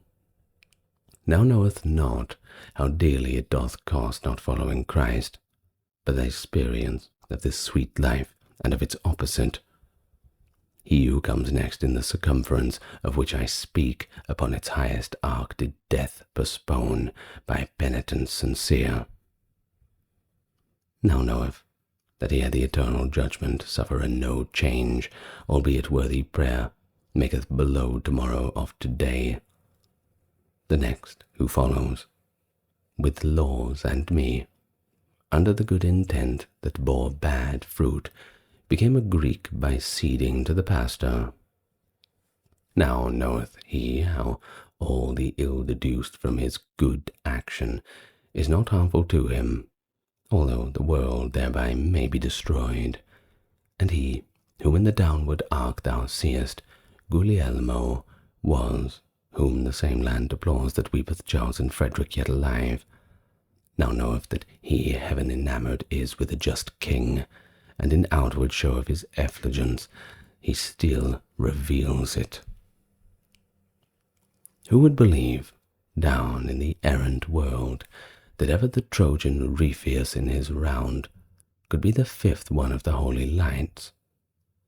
Now knoweth he enough of what the world has not the power to see of grace divine, although his sight may not discern the bottom.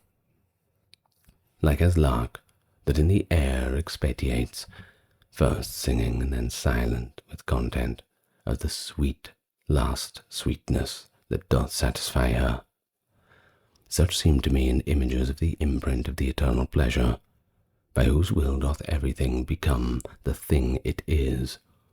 And notwithstanding to my doubt, I was as glass is to the colour that invests it, to wait as the time in silence it endured not. But forth from out my mouth, what things are these, extorted with the force of its own weight, where it has so great joy of coruscation.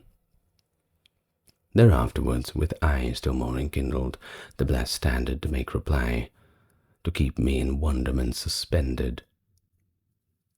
I see that thou believest in these things, because I say them, but thou seest not how, so that, although believed in, they are hidden. Thou doest as he doth, who a thing by name will apprehendeth, but its quid cannot perceive, unless another show it. Regundum coelorum suffereth violence from fervent love, and from that living hope that overcometh the divine volition, not in the guise that a man overcometh man, but conquers it, because it will be conquered, and conquered conquers by benignity. The first life of the eyebrow and the 5th cause the astonishment, because with them thou seest the reign of the angels painted. They passed not from their bodies, as thou thinkest, Gentiles, but Christians, in the steadfast faith of feet, were to suffer and had suffered. For one from hell, from where no one ever turns back, unto good will, returned unto his bones, and that of living hope was the reward. Of living hope that placed its efficacy in prayers to God made resuscitate him, so that 'twere possible to move his will. The glorious soul, concerning which I speak, returning to the flesh, which brief its stay, believed in him through the power to aid it, and in believing kindled such a fire of genuine love, that at the second death worthy it was come unto his joy.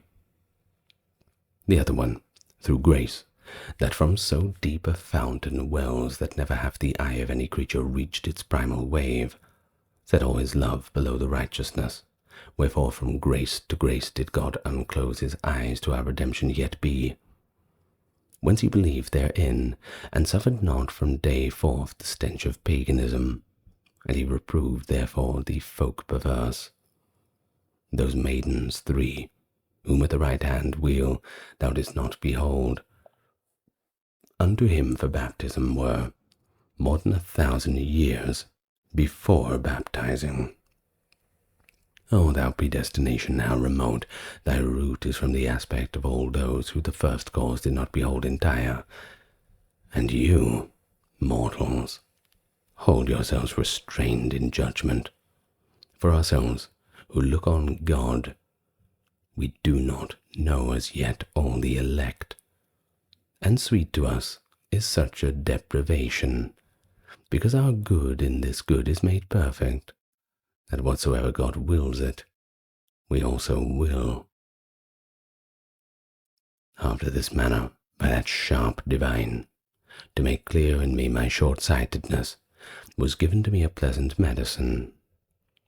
And as good singer and good lutenist accompanies with vibrations of the chords, whereby more pleasantness the song acquires, so, while it spake, do I remember me that I beheld both of those blessed lights, and even as the winking of those eyes concords, moving unto the words their little flames.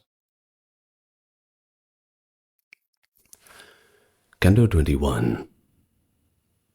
Already on my lady's face mine eyes again were fastened, and with these my mind, and from all other purpose was withdrawn, and she smiled not, but, if I were to smile, she unto me began, thou wouldest become like Semele, when she was turned to ashes, because of my beauty that along the stairs of that eternal place more enkindles, as thou hast seen the farther we ascend, if it were tempered not, is so resplendent that all thy mortal power in its effulgence would seem a leaflet that the thunder crushes.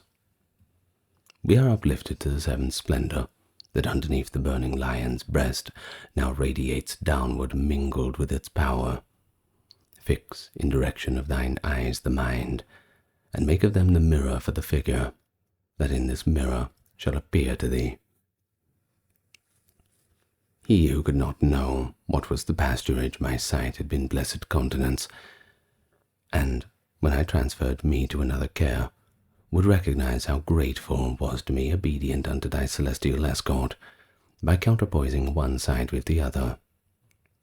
Within the crystal which, around the world resolving, bears the name of its dear leader, under whom every wickedness lay dead, colored like gold, on which the sunshine gleams, a stairway I beheld to such height uplifted that mine eye pursued it not. Likewise I beheld down the steps descending, so many splendors, that I thought each light that in the heaven appears there was diffused, and as accordant with their natural custom, the rooks together at the break of day bestir themselves to warm their feathers cold. Then of some of them fly off without return, others come back where they started from, and others, wheeling round, still keep at home. Such fashion it appeared to me was there whence sparkling that together came, as soon as on a certain step it struck. That which the nearest unto us remained became so clear that in my thought I said, well I perceive the love thou showest me. But she, from whom I waited how and when of speech and silence, standeth still, whence I against desire, do well if I ask not. She thereupon, who saw my silentness in the sight of him who seeth everything, said unto me, let loose thy warm desire. And I began. No merit of my own renders me worthy of response from thee, but for her sake who granteth me the asking, thou blessed in life that dost remain concealed, in thy beatitude make known to me that case which draw thee so far to my side, and tell me Why is silent of this will the dulcet symphony of paradise, that through the rest bellows sounds so devoutly? Thou hast thy hearing, mortal as sight. It answer make to me. They sing not here, for the same that caused Beatrice has not smiled. Thus far adon the holy stairway steps have I descended, but to give thee welcome with words, and with the light that mantles me. Nor did more love cause me to be more ready, for love as much and more up there is burning, as doth the flaming manifest to thee. But the high charity, that makes us servants prompt to the counsel which controls the world, allotteth here, even as thou dost observe. I see full well, said I, O sacred lamp, how love unfettered in his court sufficeth to follow the eternal providence. But this is what seems hard for me to see. Wherefore predestinate wast thou alone unto this office from among thy consorts. No sooner had I come to the last word than its middle made the light of a centre, whirling itself like a swift millstone. When answer made the love that was therein, on me directed is a light divine, piercing through this in which I am embosomed, of which the virtue within my sight conjoined lifts me above myself so far I see the supreme essence from which this is drawn. Hence comes the joyfulness with which I flame, for to my sight, as far as it is clear, the clearness of the flame I equal make. But that soul in the heaven which is most pure, that seraph which in his eyes God most fixes, could this demand of thine not satisfy, because so deeply sinks in the abyss of the eternal statute what thou askest, from all created sight cuts it off. And to the mortal world, when thou returnest this carry back, that it may not presume longer towards such a goal to move its feet. The mind that shineth here on earth doth smoke, for in this observe how it can do below that which it cannot, though the heaven assume it. Such limit did its words prescribe to me. The question I relinquished, and restricted myself to ask it humbly who it was. Between two shores of Italy rise cliffs, and not far distant from thy native place, so high that thunders far below them sound. And form a ridge that Catria is called, neath which is a consecrate hermitage, wont to be delicate to worship only. Thus unto me the third speech recommenced, and then continuing it, it said, Therein unto God's service I became so steadfast, that feeding only on the juice of olives lightly I passed away from heats and frosts, contented in my thoughts contemplative. That cloister used to render to its heavens abundantly, and now is empty grown, so that perforce it soon must be revealed. I, in that place, was Peter Damiano, and Peter the sinner was I in the house of Our Lady on the Adriatic shore. Little of mortal life remained to me when I was called and dragged forth to the hat which shifteth evermore from bad to worse. Came Cephas, the mighty vessel came of the Holy Spirit, meagre and barefooted, taking the food of any hostelry. Now, some more to support them on each side, the modern shepherds need, and some to lead them. So heavy are they, and to hold their trains. They cover up their palfreys with their cloaks, so that two beasts go underneath one skin. O patience that dost tolerate so much. At this voice I saw many little flames, from step to step descending and revolving, and every revolution made them fairer. Round about this one came they and stood still, and a cry uttered of so loud a sound, it here could find no parallel, nor I distinguished it, the thunder so overcame me. Canto XXII. Oppressed with stupor, I unto my guide turned like a little child, who always runs for refuge there where he confideth most.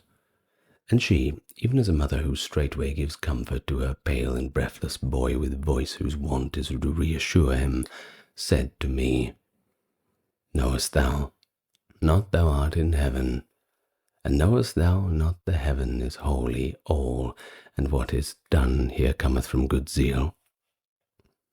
After what wise the singing would have changed thee, and I by smiling thou canst now imagine, since that the cry has startled thee so much, in which, if thou hast understood its prayers, already would have been known thee to vengeance, which thou shalt look upon before thou diest. The sword above her smiteth not in haste, nor tardily, however it seem to him who fearing or desiring waits for it, but turn thee round towards the others now, for a very illustrious spirits shalt thou see, if thou sight directest as I say. As it seemed good to her, mine eyes I turned, and I saw 100 sparrows together, mutual rays, each other more embellished. I stood as one who in himself represses the point of his desire, and ventures not to question, he feareth the too much. And now the largest and most lucilent among those pearls came forward, that it might make my desire concerning it content. Within it then I heard, if thou couldst see, even as myself the charity that burns among us, thy conceits would be expressed, but that by waiting thou mayest not come late to the high end, I will make answer even unto the thought of which thou art so chary. The mountain on whose slope Casino stands was frequented of old upon its summit by deluded folk and ill-disposed, and I am he who first up thither bore the name of him who brought upon the earth the truth so much sublimeth is. And such abundant grace upon me shone, that all the neighbouring towns I drew away from the impious worship that seduced the world. These are the fires, each one of them, were men contemplative, enkindled by that heat which maketh holy flowers and fruits spring up. Here is Macarius, here is Romualdus, here are my brethren, who within the cloisters their footsteps stayed, and kept a steadfast heart. And I to him, the affection which thou showest speaking with me in the good countenance, which I beheld and note in all your ardours, in me have so my confidence dilated, as the sun doth the rose, when it becomes as far unfolded as it hath the power. Therefore, I pray, and thou assure me, Father, if I may so much grace receive, that I may thee behold with countenance unveiled. He thereupon, Brother, thy high desire in the remotest sphere shall be filled, whereas fulfilled all others in my own. There perfect is and ripened and complete every desire, within that one always alone is every part where it has always been. For it is not in space, nor turns on poles, nor into its stairway reaches up, whence thus from the sight it steals away. Up to that height the patriarch Jacob saw it extending its supernal part, what time so thronged with angels it appeared to him, but to ascend it now no one uplifts his feet from off the earth. And now my rule below remaineth for mere waste of paper. The walls that used of old to be an abbey are changed to dens of robbers, and the cows and sacks are filled up with miserable flour. But heavy usury is not taken up so much against God's pleasure at that fruit which maketh so insane the heart of monks. For whatsoever hath the church in keeping is for the folk that ask in God's name, not for one's kindred or for something worse. The flesh of mortals, so very soft. The good beginnings down below suffice not, from springing of the oak to bearing acorns.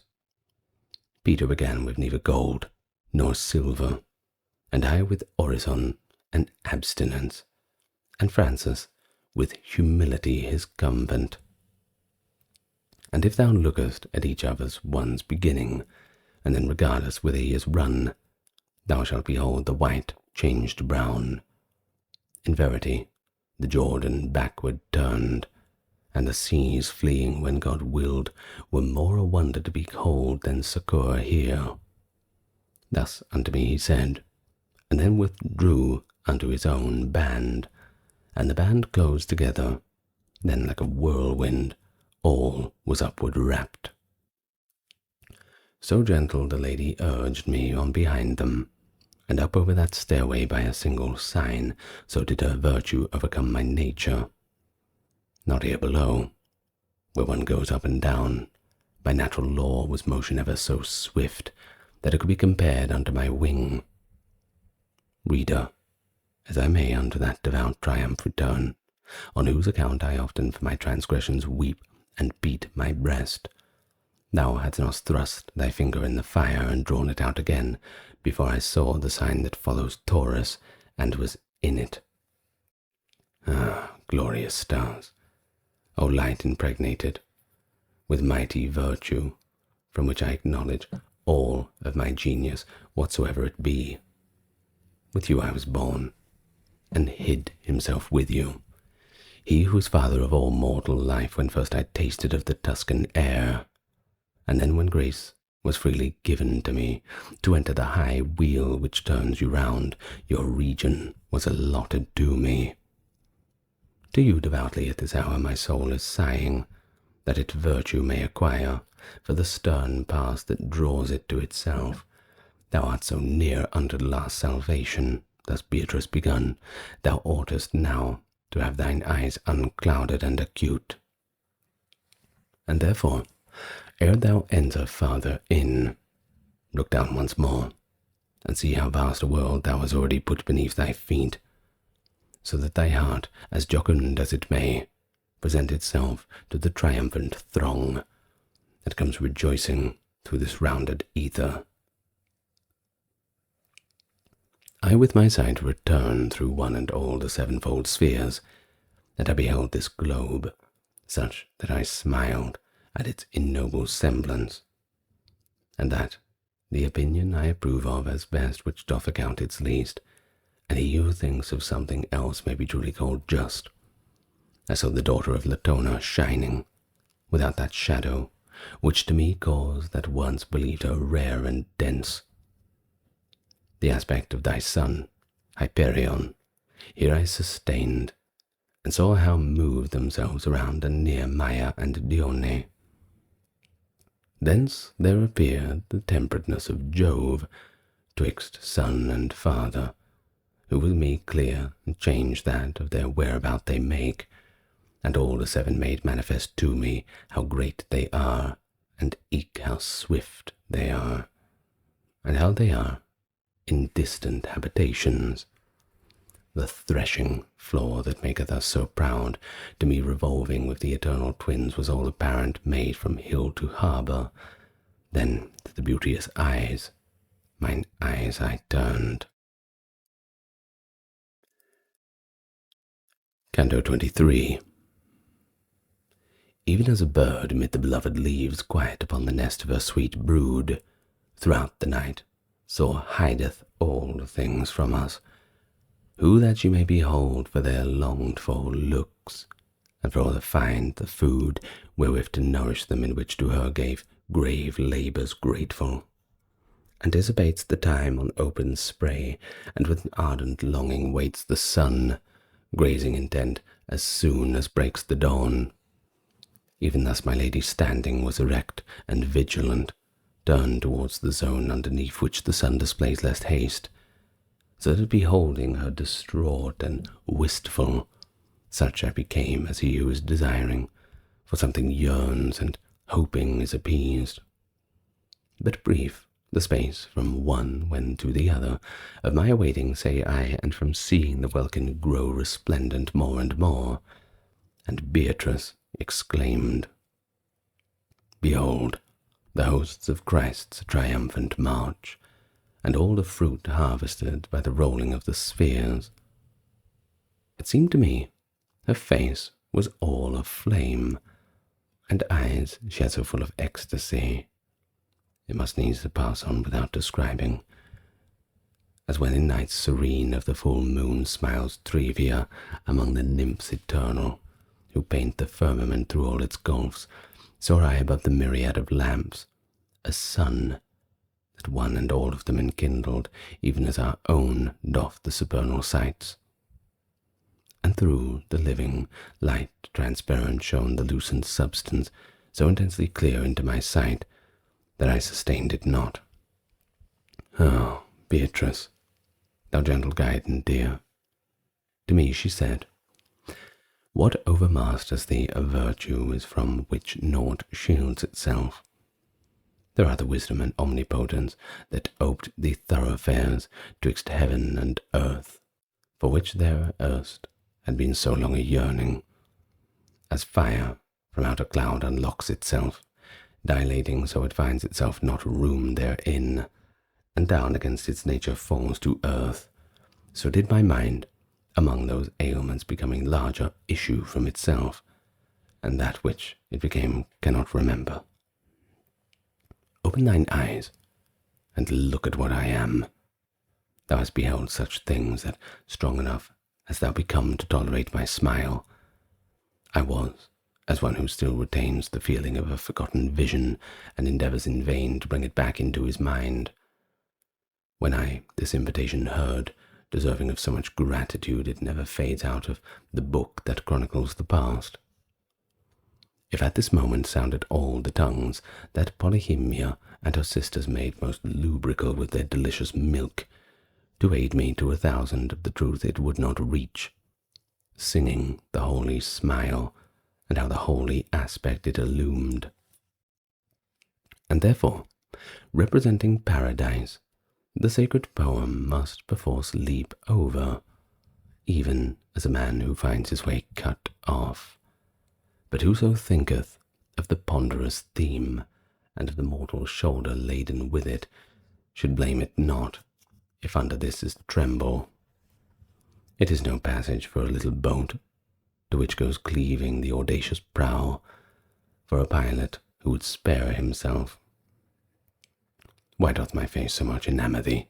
To thy garden fair thou turnest not, which under the rays of Christ is blossoming. There is the rose, in which the world divine became incarnate. There are lilies, by the perfume the good way was discovered. Thus Beatrice and I, who to her counsels was wholly ready, once again betook me unto the battle of the feeble brows.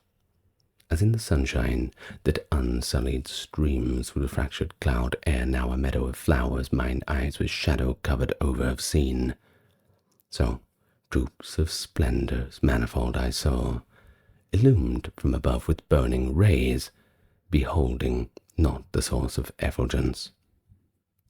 O power benignant, that dost so imprint them! Thou dost exalt thyself, to give more scope there to mine eyes that were not strong enough.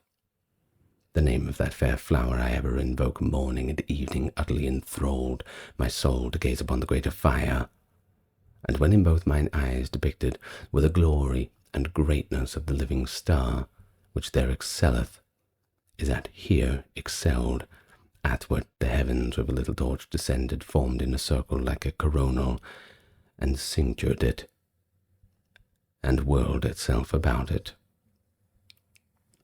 Whatever melody most sweetly soundeth on earth, and to itself most draws the soul, would seem a cloud that rent asunder thunders, compared to the sounding of that lyre, wherewith was crowned the sapphire beautiful, which gives the clearest heaven its sapphire hue.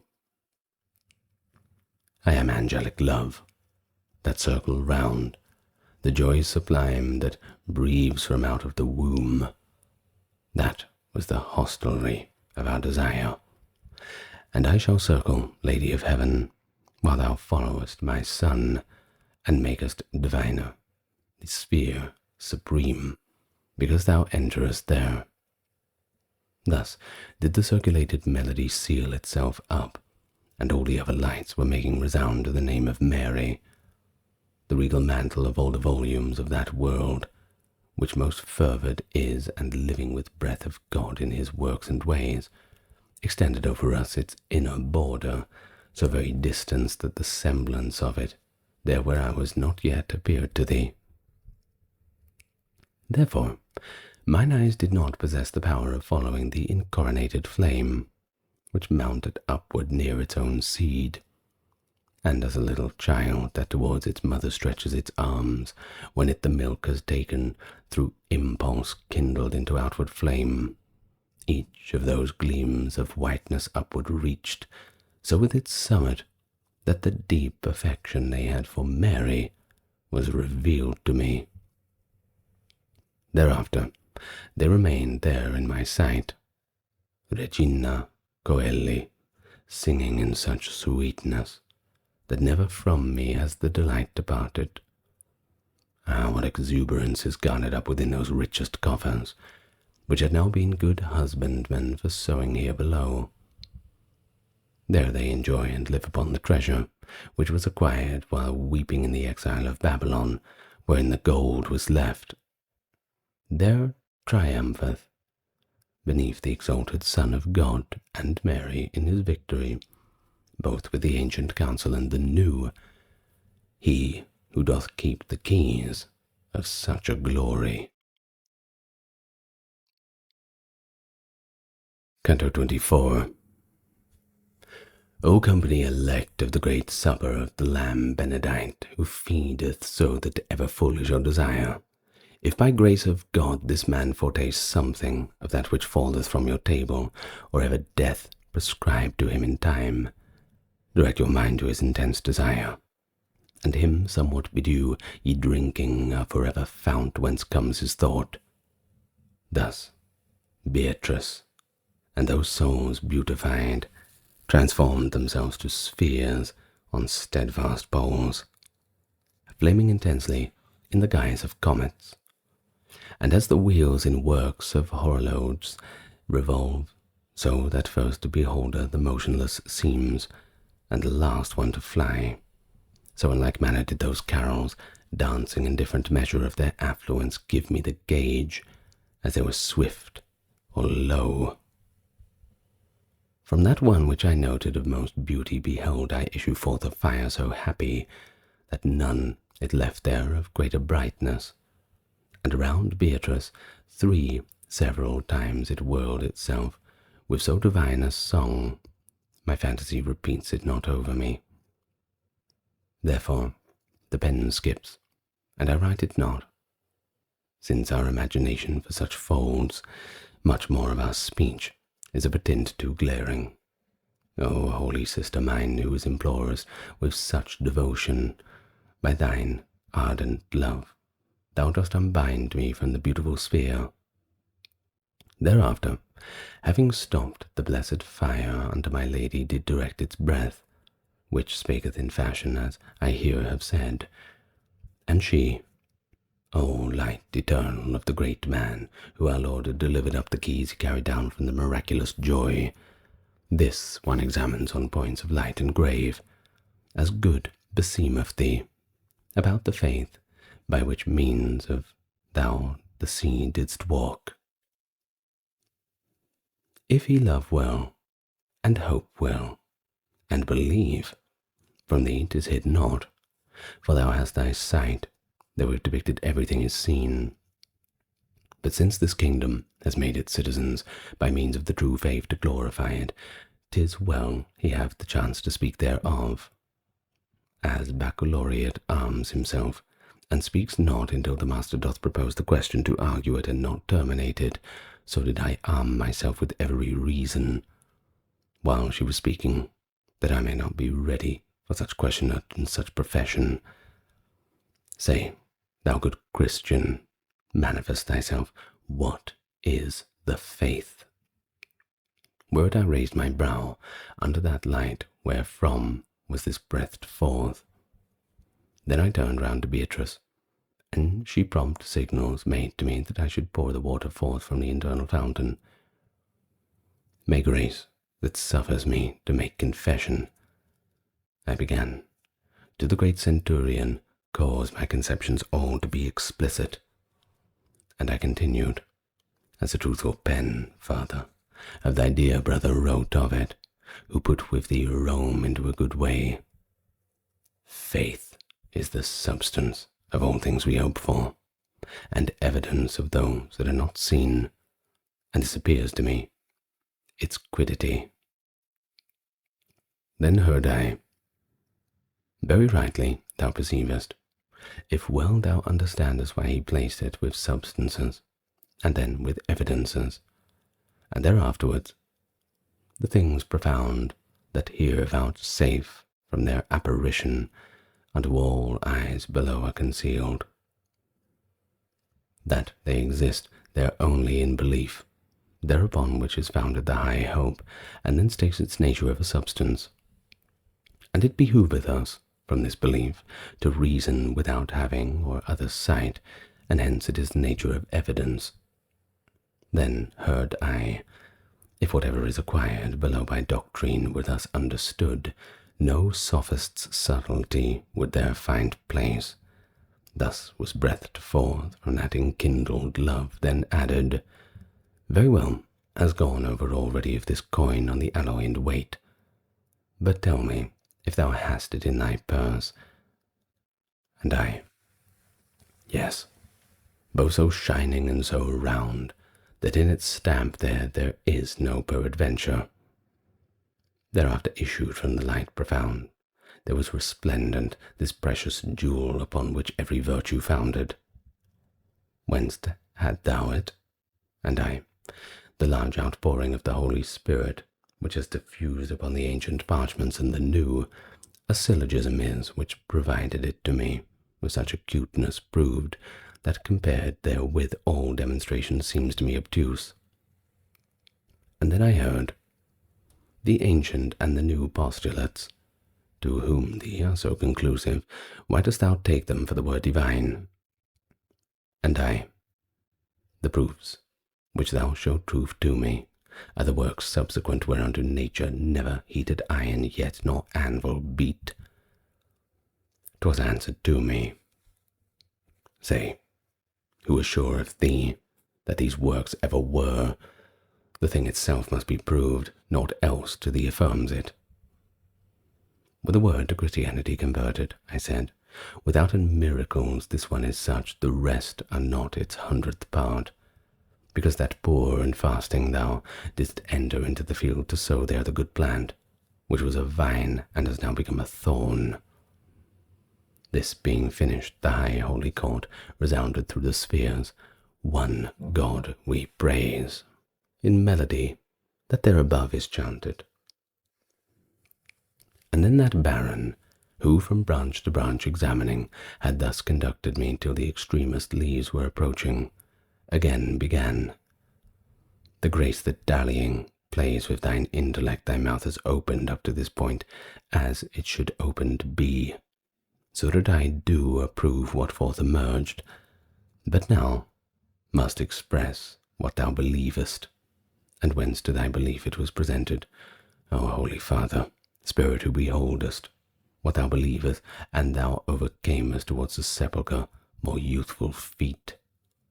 Began I, thou dost wish me in this place to form the manifest of my prompt belief, and likewise thou discame the cause therefore demandest. And I respond, in one God I believe, sole and eternal, who moveth all the heavens with love and with desire, himself unmoved. And of such faith not only have I proofs physical and metaphysical, but give them life-wise to the truth that is this place rains down through Moses, through prophets and psalms, through the evangel, and through you, who wrote after the fiery Spirit sanctified you. In persons three eternal believe, and these one essence I believe, and so one trine they bear conjunction, both with sunt and est. With the profound condition and divine which I now touch upon you doth stamp my mind oft time the doctrine evangelical. This the beginning is, This is the spark which afterwards dilates to vivid flame, and like a star in the heaven is sparkling in me, even as Lord, who hears that pleaseth him his servant straight embraces, gratulating for the good news as soon as he is silent.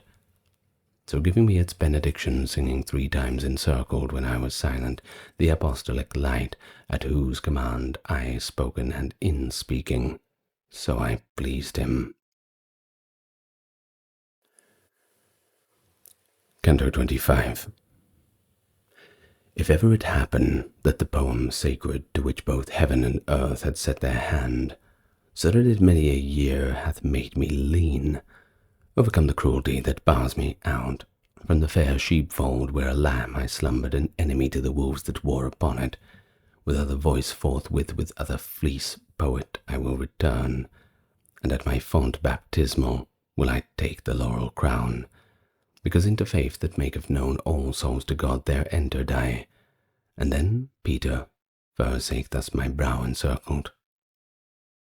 Thereafterwards toward us moved a light, out of that band whence issued the first fruits, which his vicars Christ behind him left. And then my lady, full of ecstasy, said unto me, Look, look, behold the Baron, for whom below Galicia is frequented. In the same way as, when a dove alights near his companion, both of them pour forth, circling about and murmuring their affection, so one beheld I by the ever-grand Prince glorified, to be and welcomed greeted, lauding the food that there above is eaten. But when their gratulations were complete, silently, coram me, each one stood still, so incandescent it overcame my sight. Smiling thereafterwards said Beatrice, Illustrious life, by whom the benefactions of our basilica had been described, make hope resound within this altitude. Thou knowest as oft thou dost personify it, as Jesus to the 3 gave greater clearness. Lift up thy head, and make thyself assured, for what comes hither from the mortal world must needs be ripened in our radiance. This comfort came to me from the second fire, wherefore mine eyes I lifted to the hills, which bent them down before with too great weight. Since through his grace our Emperor wills that thou shouldst find thee face to face before my death, in the most secret chamber with his counts, so that the truth beholden of this court, hope by which they're rightfully enamors, thereby thou straighten in thyself and others. Say what it is, and how is flowering with it thy mind, and say from whence it came to thee. Thus did the second light again continue. And the compassionate, who piloted the plumage of my wings in such high flight, did in reply anticipate me thus. No child, whatever the church militant of greater hope possesses, is written in that sun which irradiates all our band. Therefore it is conceded him from Egypt to come into Jerusalem to see, or ever yet his warfare be completed. The 2 remaining points, that not for knowledge that had been demanded, but he report how much in this virtue unto thee is pleasing.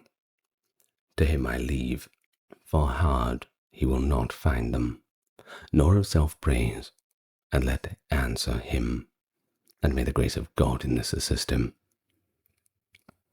As a disciple, who his teacher follows ready and willing, where he is expert that his proficiency may be displayed, hope, said I, is the certain expectation of future glory, which is an effect of grace divine and merit precedent. From many stars the light comes unto me, but he instilled it first into my heart, whom was the chief singer unto the chief captain. Sperent in te, in the high theody he saith, those who know my name, and who knoweth not, if he my faith possess. Thou didst instil me then with his instilling in the epistle, so that I am full, and upon others reign again your reign. While I was speaking, in the living bosom of that combustion quivered in effulgence, sudden and frequent in the guise of lightning, then breathed, The love wherewith I am inflamed towards the virtue still followed me into the palm and issue of the field, wills that I breathe to thee, that thou delight in her, and grateful to me is thy telling whatever things hope promises to thee. And the ancient scriptures and the new mark establish, and this shows it me, of all the souls whom God hath made his friends. Isaiah saith, that each one garmented in his own land shall be with twofold garments, and with his own land is this delightful life. Thy brother too, far more explicitly, were there where he treated the robes of white, this revelation manifests to us. And first, and near to the ending of these words, sperent in te, from all over us was heard, which respondeth answered all the carols. Thereafterwards, a light among them brightened, so that if Cancer had such a crystal had, winter would have a month of one sole day. And as uprises goes, and enters the dance of winsome maiden, only to honour the new bride, and not from any failing. Even thus did I behold the brightened splendour approach the two, who in a wheel revolved around as was beseeming to their ardent love.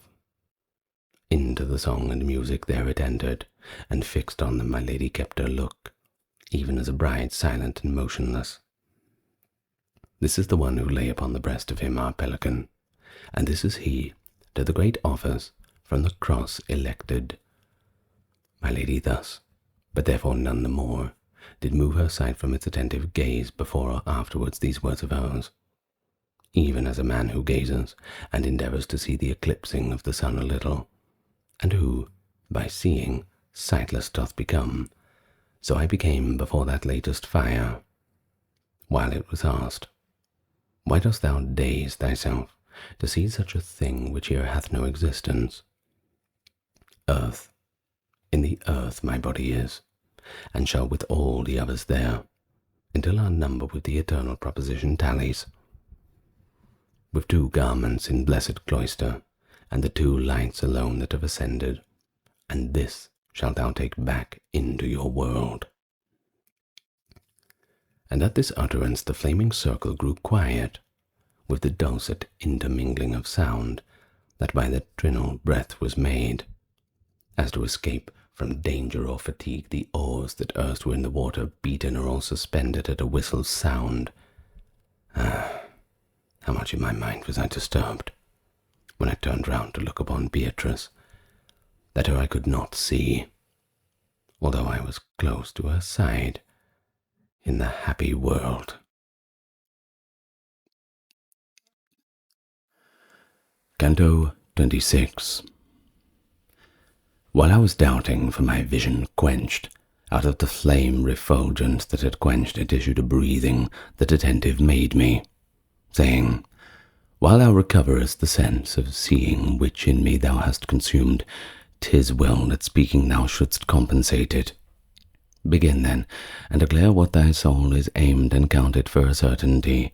Sight is in thee bewildered and not dead, because the lady, who through this divine region conducteth thee, has in her look the power the hand Ananias had. I said, as pleaseth her, or soon or late let the cure come from the eyes that portals were, when she with fire I ever burned with entered. The good that gives contentment to this court, the Alpha and Omega, is of all the writing that love reads me low or loud. The selfsame voice that taken had from me the terror of sudden dazzlement, to speak still further, put it in my thought, and said, in verity, with finer sieve beholdeth thee to sift, thee it behooveth to say who aimed thy bow at such a target. And I, by philosophic arguments, and by the authority that thence descends, such love must needs imprint itself in me, for good, so far as good, where comprehendeth, doth straight enkindle love, and so much greater as more of goodness in itself holds. Then to that essence, which is such advantage, that every good which is out of it found is nothing but a ray of its own light.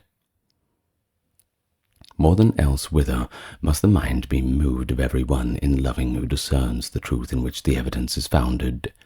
Such truth he to my intellect reveals, who demonstrates to me the primal love of all the sempiternal substances. The voice reveals it to the truthful author, who says to Moses, speaking of himself, I will make all my goodness pass before thee.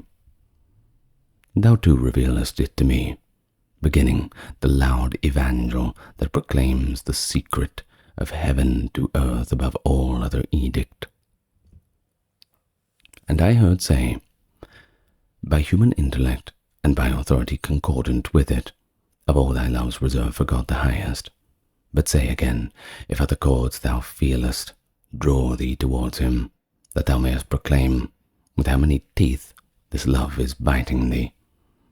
The holy purpose of the eagle of Christ not latent was, nay, rather I perceived, whither he fain would my profession lead. Therefore I recommenced.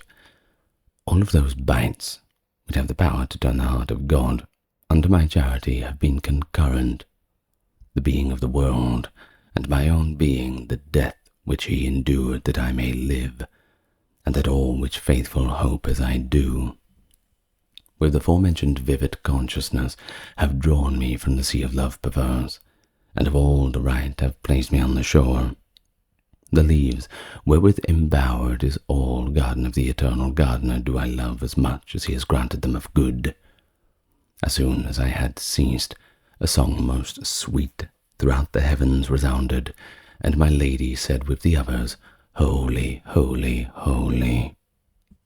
And as at some keen light one wakes from sleep by reason of the visual spirit that runs under the splendor passed from coat to coat, and he who walks abhorreth what he sees, so all unconscious is in his sudden waking until the judgment cometh to his aid. So from before mine eyes did Beatrice chase every mote with radiance down of her own, that cast its light 1,000 miles and more. Whence better after than I before saw, and in a kind of wonderment I asked about a fourth light that I saw with us, and said my lady, there within those rays gazes upon its maker the first soul that ever the first virtue did create, even as the bow that downward bends its top at transit of the wind, and then is lifted by its own virtue, which inclines it upward. Likewise did I the while she was speaking, being amazed, and then I was made bold by a desire to speak wherewith I burned. And I began, O apple, that mature alone has been produced, O ancient father, to whom each wife is daughter and daughter-in-law, devoutly as I can supplicate thee, and thou wouldst speak to me, thou seest my wish, and I, to hear thee quickly, speak it not. Sometimes an animal, when covered, struggles, so by his impulse needs must be apparent, by reason of which the rapage following it, and in like manner the primeval soul made clear to me athwart its covering, how jubilant it was gived me pleasure. Then breathed, without thy uttering it to me, thine inclination better I discern than now whatever thing is surest to thee, for I behold it in the truthful mirror that of himself all things parhelion makes, and none makes him parhelion of itself. Thou fains would hear how long ago God placed me within the lofty garden, where this lady unto so long a stairway thee deposed, and how long to mine eyes it was a pleasure, of the great disdain, the proper case, and the language that I used and that I made. Now, son of mine, the tasting of tree not in itself was cause of so great exile, but solely the overstepping of the bounds, there whence thy lady moved Virgilius, 4,302 circuits made by the sun this counsel I desired, and him I saw return to all the lights of all his highway 900 times and 30, whilst I upon the earth was tarrying. The language that I spake was quite extinct before that in the work interminable. The people under Nimrod were employed, for never more result of the reasoning, because of human pleasure that doth change obedient to the heavens was durable. A natural action is that man speaks, but whether thus or thus doth nature leave to your own art as seemeth best to you, ere I descend to the infernal anguish. El was on the earth the name of the chief good, from whom comes all the joy that wraps me round.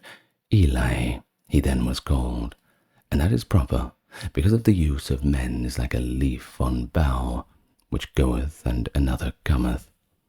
Upon the mount that highest over the wave rises was I, and in life or pureful, sinful, from the first hour to that which is the second, as the sun changes quadrant to the sixth. Canto XXVII. Glory be to the Father, to the Son, and the Holy Ghost. All paradise began, so that the melody inebriate made me. What I beheld seemed unto me a smile of the universe, for my inebriation found entrance through the hearing and the sight. O joy, O gladness inexpressible, O perfect life of love and peacefulness, O riches without hankering secure!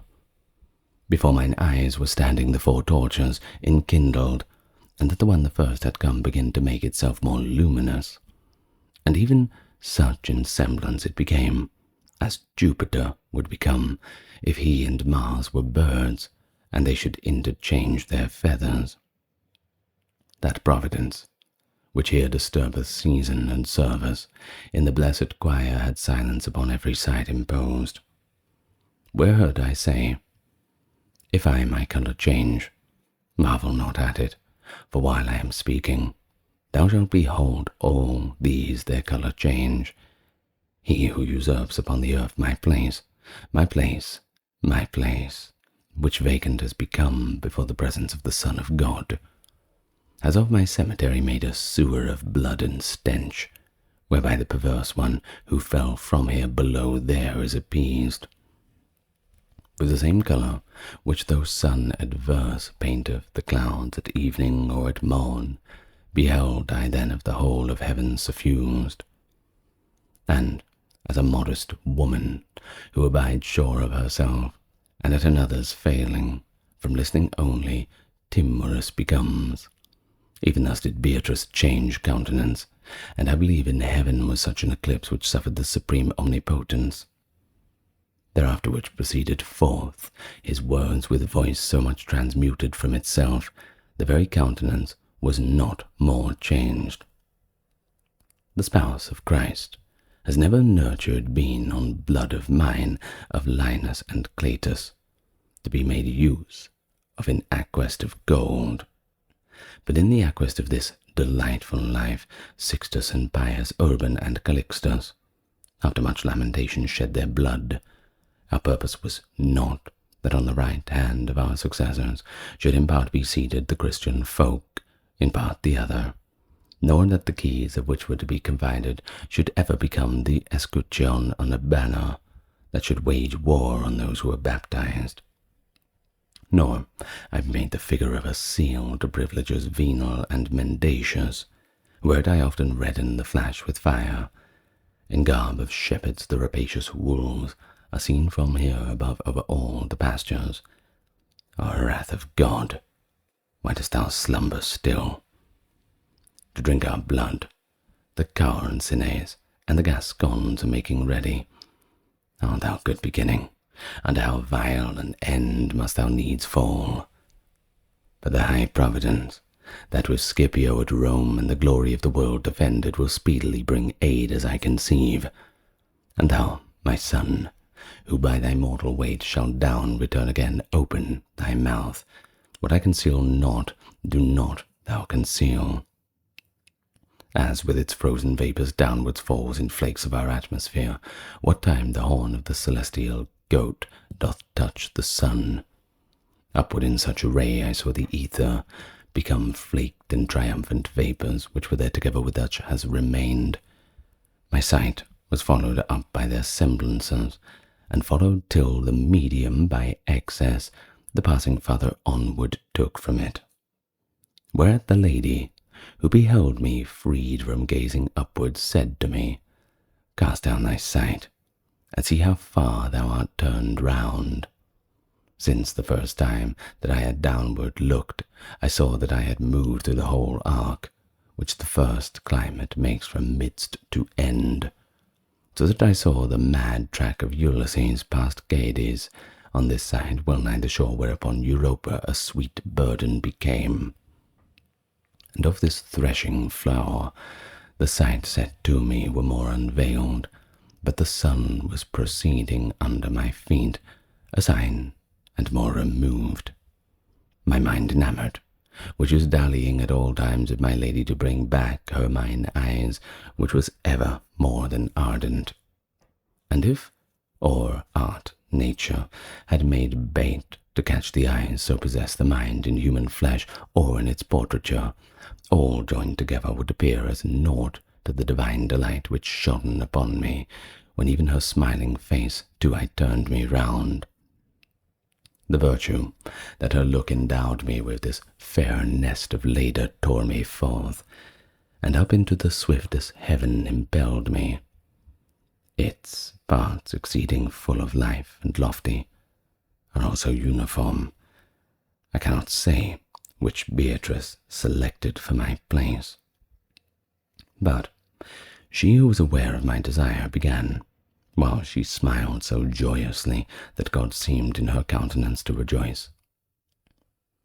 The nature of that motion, which keeps quiet the centre and all rest above it moves from hence begins as from its starting point, and in this heaven there is no other where mind than the mind divine wherein is kindled the love that turns it, and the power it reigns.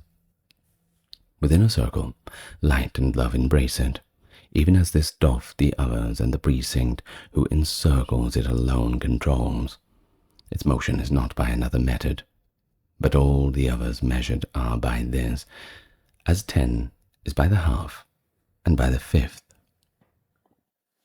And what in manner time such a pot may have its roots, and in the rest its leaves, now unto thee can manifest be made. Oh, covetousness that mortals dost engulf beneath thee so, that no one hath the power of drawing back his eyes from out thy waves. Full fairly blossoms in mankind the will, but the uninterrupted rain converts into abortive wildings the true plums. Fidelity and innocence are found only in children. Afterwards they both take flight, or ever the cheeks with down are covered. One, while he prattles still, observes the fasts, who, when his tongue is loosed, forthwith devours whatever food under whatever moon.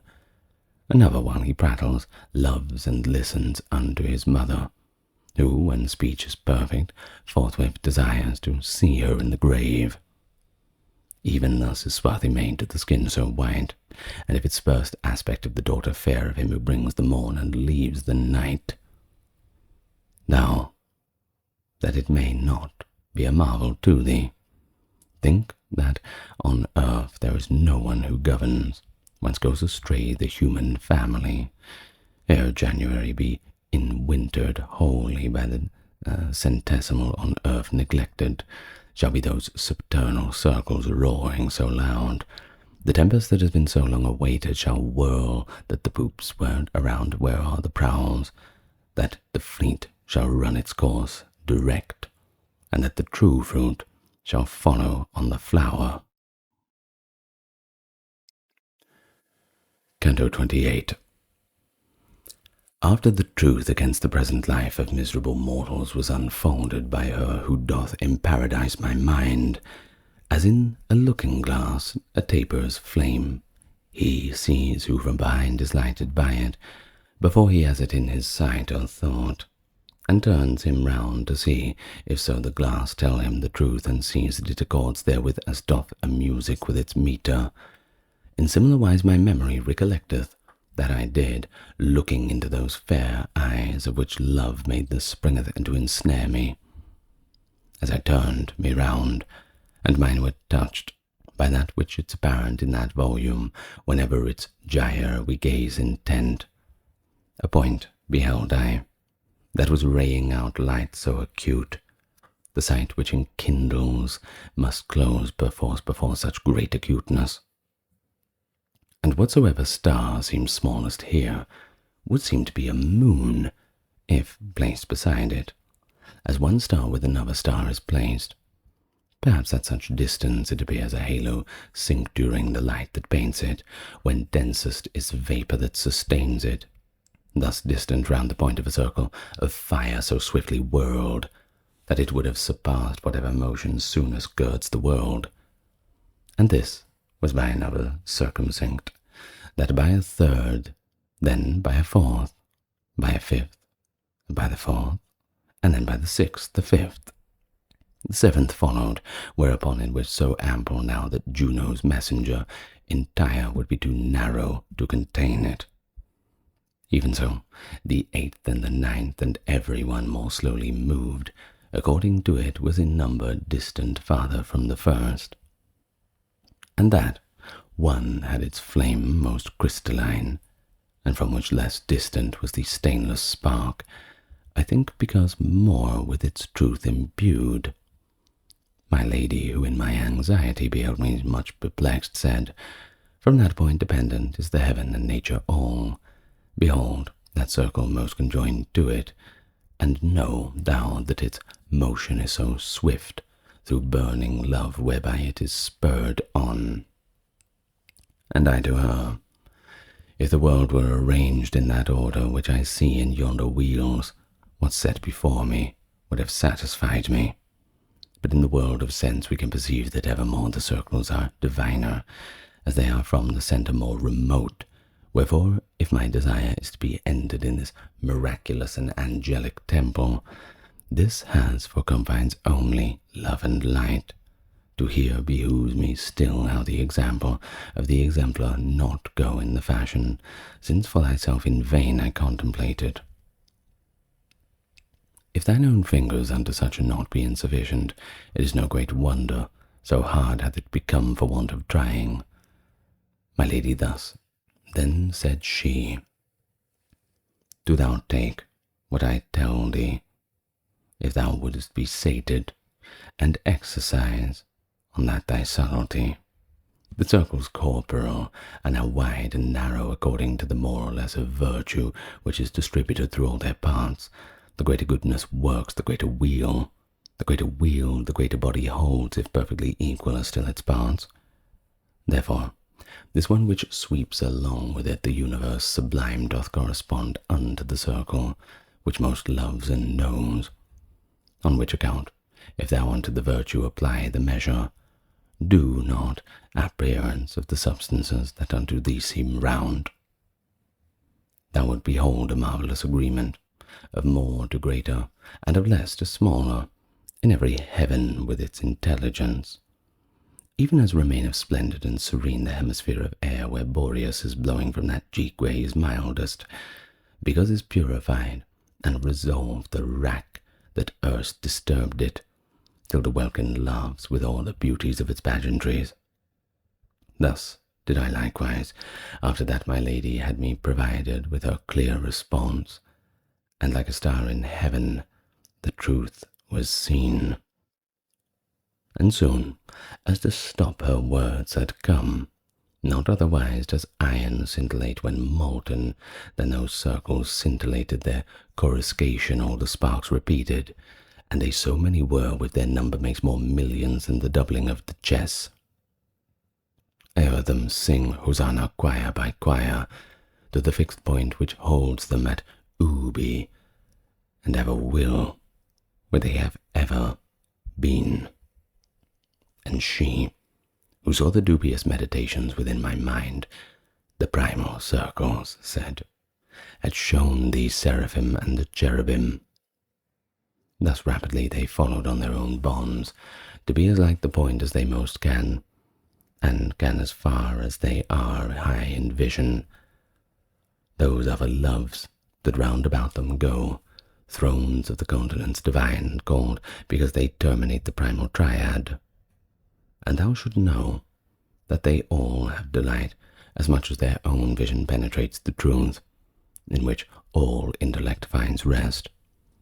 From this it may be seen how blessedness is found in the faculty which sees, and not in that which loves, and follows next, and of this seeing merit is the measure, which is brought forth by grace and by good will. Thus on from grade to grade doth it proceed. The second triad, which is germinating, in such wise the sempiternal spring that no nocturnal Aries despoils, perpetually Hosanna warbles forth with a threefold melody that sounds in three orders of joy with which it is entwined. The first three divine are in his hierarchy, first dominions, and the virtues next, and the third order is that of the powers. Then, in the dances twain penultimate, the principalities and archangels wheel, the last is of holy angelic sports. These orders upward of all of them are gazing, and downward so prevail, that unto God they all attract, and are all attract. And Dionysius, with so great desire to contemplate these orders, set himself, he named them and distinguished them as I do. But Gregory afterwards dissented from him. Wherefore, as soon as he unclosed his eyes with his heaven, he at himself did smile. And if so much of secret truth a mortal preferred on earth, I would have not had thee marvel. For he who saw it here revealed to him with much more of the truth about these circles. Canto XXIX.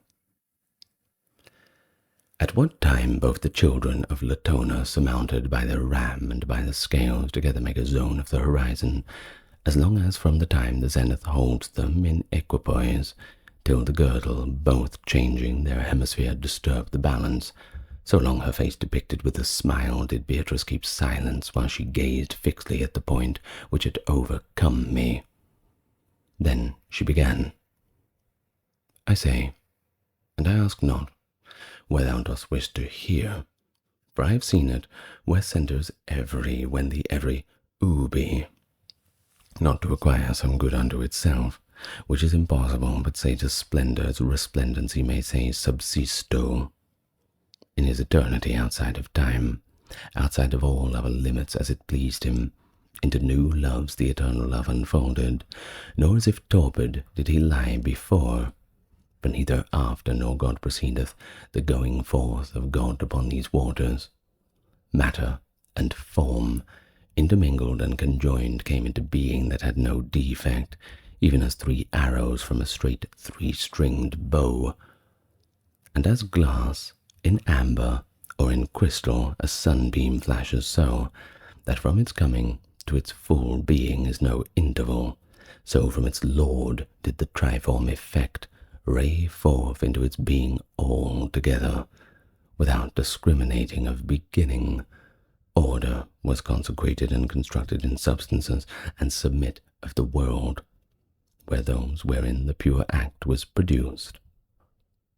Pure potentiality held the lowest part, midway bound potentiality with act, such bond that it should never be unbound. Jerome has written unto you of angels, created a long lapse of centuries, or ever yet the other world was made. But written is this truth in many places by writers of the Holy Ghost, and thou shalt see it if thou lookest well thereat. And even reason seeth it somewhat, for it would not concede that for so long could be the motors without their perfection. Now, dost thou know both where and when these loves created were, and how so that extinct in thy desire already are three fires? Nor could one reach in counting unto 20 so swiftly, as a portion of these angels disturbed by the subject of your elements. The rest remained, and they begin this art, which thou discernest, with so great delight, that never from circling do they cease.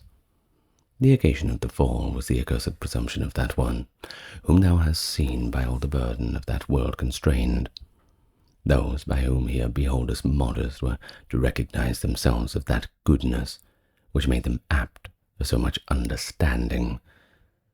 On whether the account their vision was exalted by enlightening their grace on their own merit, so that they will have full and steadfast will, I will not have thee doubt, but certain be, 'tis meritorious to receive this grace, according as affection opens to it. Now round about this consistory, much mayest thou contemplate, if these my words be gathered up without all further aid. But since upon the earth, throughout your schools, that they teach that is such angelic nature, that it doth hear and recollect and will, more will I say, that thou mayest see unmixed the truth that is confounded there below, equivocating in such like prelections. These substances, since in God's countenance they jocund were, turned away not away from sight, from what therefore anything is not hidden. Hence they have not their vision intercepted by object new, and hence they do not need to recollect, though interrupted thought. So that below, not sleeping, people dream, believing they speak truth, and not believing, and in the last is greater sin and shame. Below, you do not journey by one path, philosophizing, so transporteth of love and appearance and thought hereof. And even this above here is endued with less disdain than when is set aside the holy writ, or when it is distorted. They think not here how much blood it costs to sow it in the world, or how he pleases who in humility keeps to close it. Each striveth for appearance, and doth make his own inventions, and these treated are by preachers. Holy Evangel holds its peace. One saith that the moon did backward turn in the passion of Christ, to interpose herself so that the sunlight reached not down below, and lies for its own accord of the light, hid itself, whence the Spaniards and to the Indians, as to the Jews, did such eclipse respond. Florence has not so many Lapi and Bindi as fables such as these, that every year are shouted from the pulpit back and forth, in such wise that the lambs, who do not know, come back from pasture fed upon the wind, and do not see the harm doth not excuse them.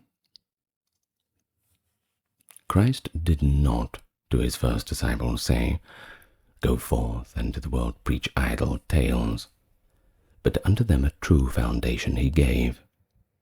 And this so loudly sounded from their lips, that in the warfare to enkindle faith they made of the Evangel shields and lances. Now men go forth with jests and drolleries to preach, and if will, the people laugh, the hood puffs out, and nothing more is asked. But in the cowl there nestles such a bird, that if the common people were to see it, they would perceive what pardons they confide in, for which so great in earth has grown the folly, that without any proof of any testimony, to each indulgence they would flock together. By this St. Anthony as pig doth fatten, and many others who are worse than pigs, paying in money, without mark of coinage. But since we have digressed abundantly, turn back thine eyes forthwith to the right path, so that the way be shortened with the time. This nature doth so multiply itself in numbers, that yet there never was such speech nor mortal fancy that can go so far. And if thou notest that which is revealed by Daniel, thou wilt see that in his thousands numbered determinate is kept concealed, the primal light that all radiates it, by modes as many as received therein, as are the splendours wherewith it is mated. Hence, inasmuch as the act one conceptive the affection followeth, of love the sweetness therein diversely fervid or is tepid, the height behold now, and the amplitude of eternal power, since it hath made itself so many mirrors where it is broken, one in itself remaining as before.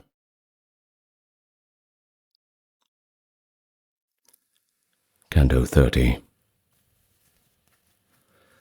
Perchance 6,000 miles remote from us is glowing the 6th hour, and now the world is inclined its shadow to almost a level, when the mid-heaven begins to make itself so deep to us that here and there a star ceases to shine so far down its depth, and as advances bright exceedingly the handmaid of the sun, the heaven is closed light after light to the most beautiful.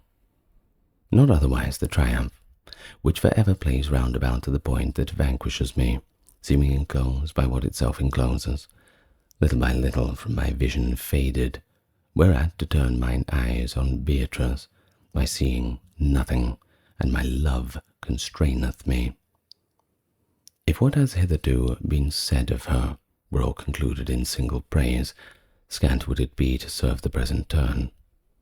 Not only does the beauty I beheld transcend ourselves, but truly I believe its maker only may enjoy it all.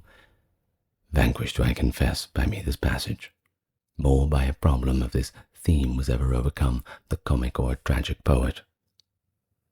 For as the sun and the sight that trembles most, even so the memory of that sweet smile my mind depriveth of its very self. From the first day that I beheld her face in this life to the moment of this look, the sequence of my song has never been severed. But now, perforce this sequence must desist from the following of her beauty with my verse, as every artist at his uttermost, such as I leave her to a greater fame than any of my trumpet, which is bringing its arduous matter to a final close. With voice of gesture, with a perfect leader, she recommenced. We, from the greatest body, have issued to the heaven that is pure light. Light intellectual, replete with love. Love of the true good, replete with ecstasy, ecstasy that transcendeth every sweetness. Here shalt thou see that the one host in the other of paradise, and the one at the same aspects which at the final judgment thou shalt see. Even as a sudden lightning that disperses the visual spirits, so that it depriveth the eye of the impresses from the strongest objects, thus round about me flashed a living light, and left me swathed round with such a veil of its effulgence that I nothing saw. Ever the love which quieteth this heaven welcomes unto itself with such salute, to make the candle ready for its flame. No sooner had within me these brief words an entrance found, that I perceived myself to be uplifted over my own power, and I wished the vision to be rekindled to me, such that no light whatever is so pure, but that mine eyes were fortified against it.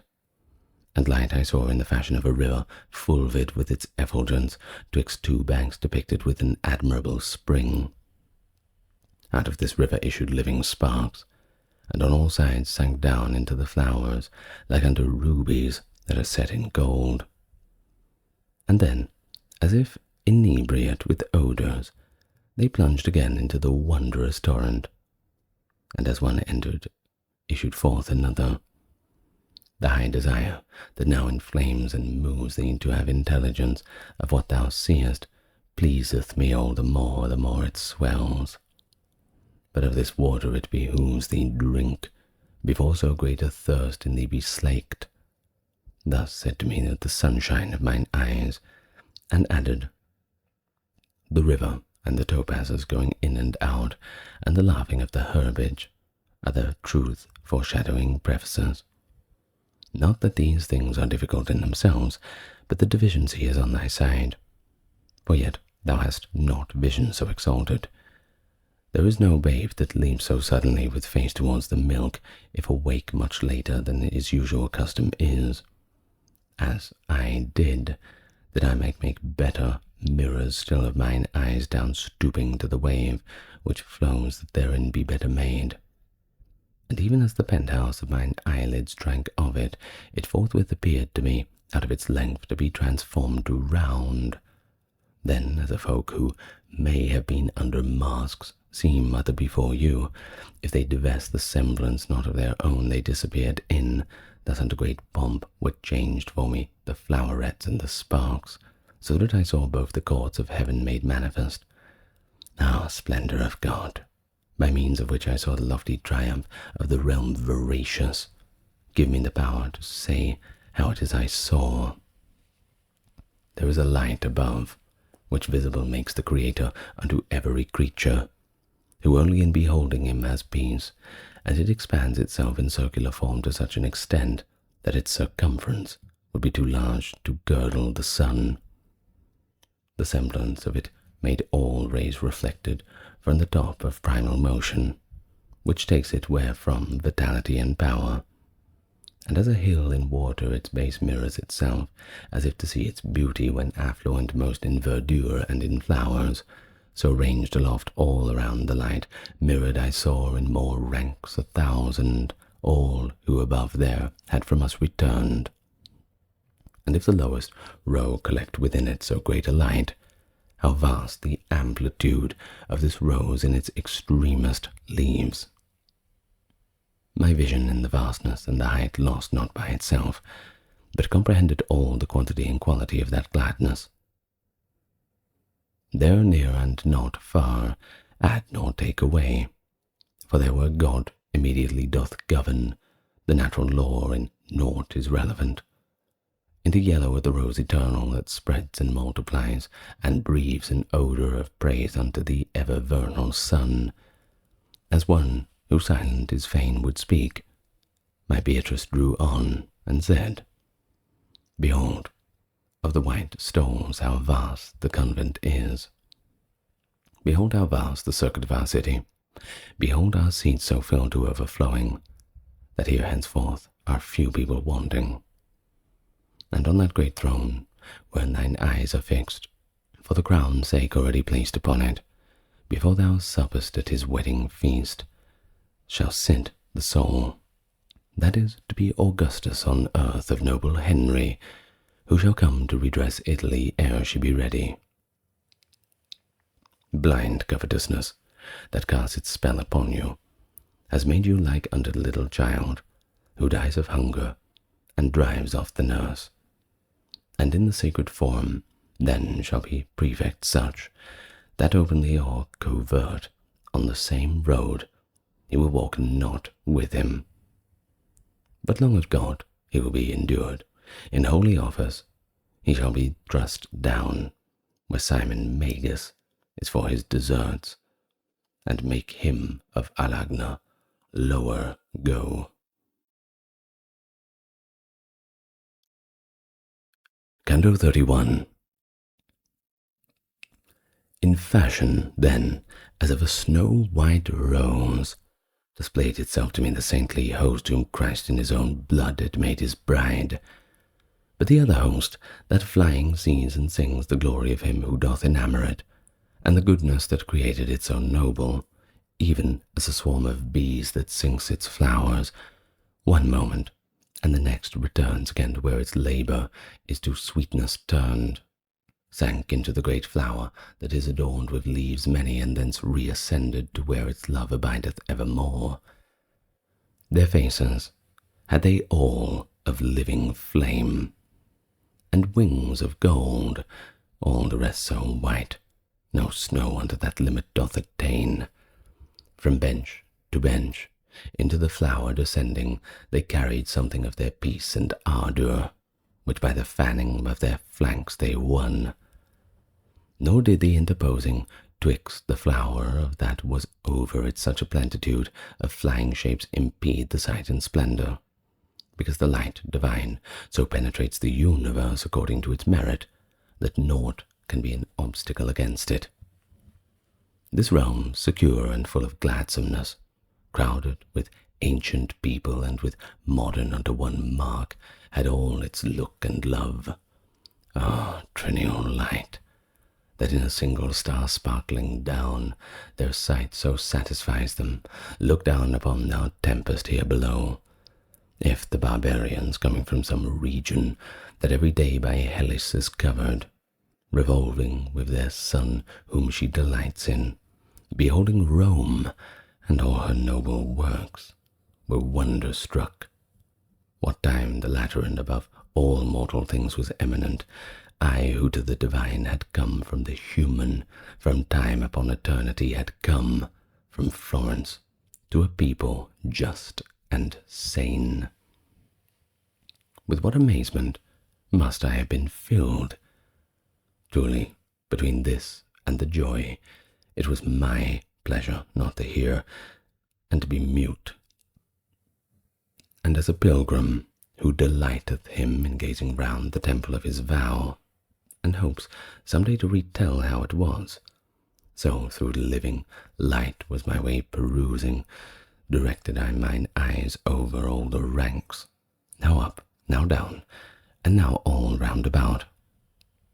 Faces I saw of charity persuasive, embellished by his light and their own smile, and attitudes adorned with every grace. The general form of paradise already my glance had comprehended as a whole, in no part hitherto remaining fixed.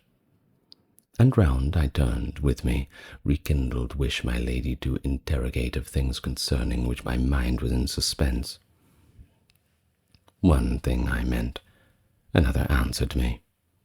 I thought I should see Beatrice, and saw an old man habited like the glorious people.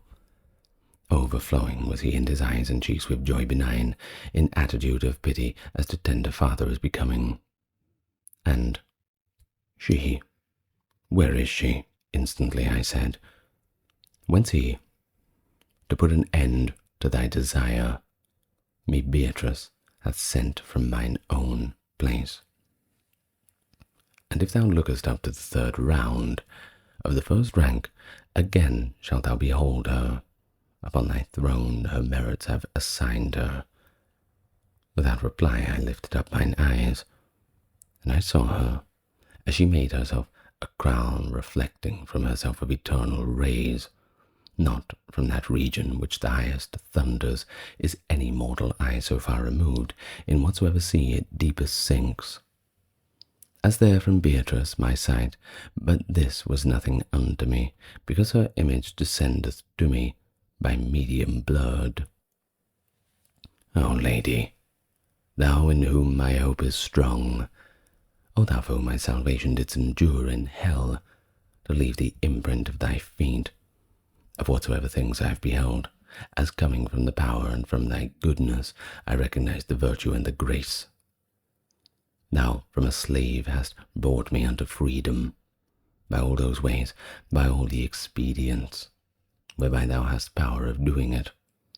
Preserve towards me thy magnificence, so that this soul of mine, which thou hast healed, pleasing to thee be loosened from the body. Thus I implored, and she, so far away, smiled, as it seems, and looked upon me once more. Then unto the eternal fountain turned, and said the old man wholly, that thou mayest accomplish perfectly thy journeying, whereunto prayer and holy love have sent me, fly with thine eyes all round about this garden, for seeing it will discipline thy sight, farther to the mount along the ray divine. And she, the Queen of Heaven, for whom I burn wholly with love, will grant us every grace, because that I, her faithful Bernard, am. As he who peradventure from Croatia cometh to gaze at our Veronica, who through its ancient fame is never sated, but says in thought, the while is displayed, My Lord, Christ, Jesus, God of very God, now was your semblance made like unto this. Even such was I while gazing at the living charity of man, who in this world by contemplation tasted of that peace. Thou son of grace, this jocund life, began he, will not be known to thee by keeping ever thine eyes below here to the lowest place, but mark the circles of the most remote, until thou shalt behold enthroned the queen, to whom this realm is subject and devoted.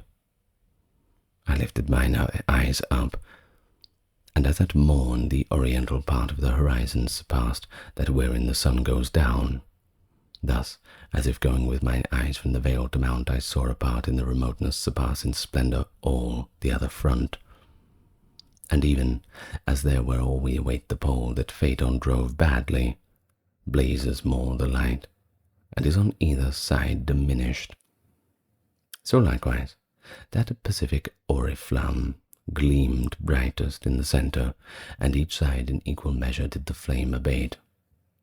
And at that centre, with their wings expanded, more than 1,000 jubilant angels saw I, each differing in effulgence and in kind.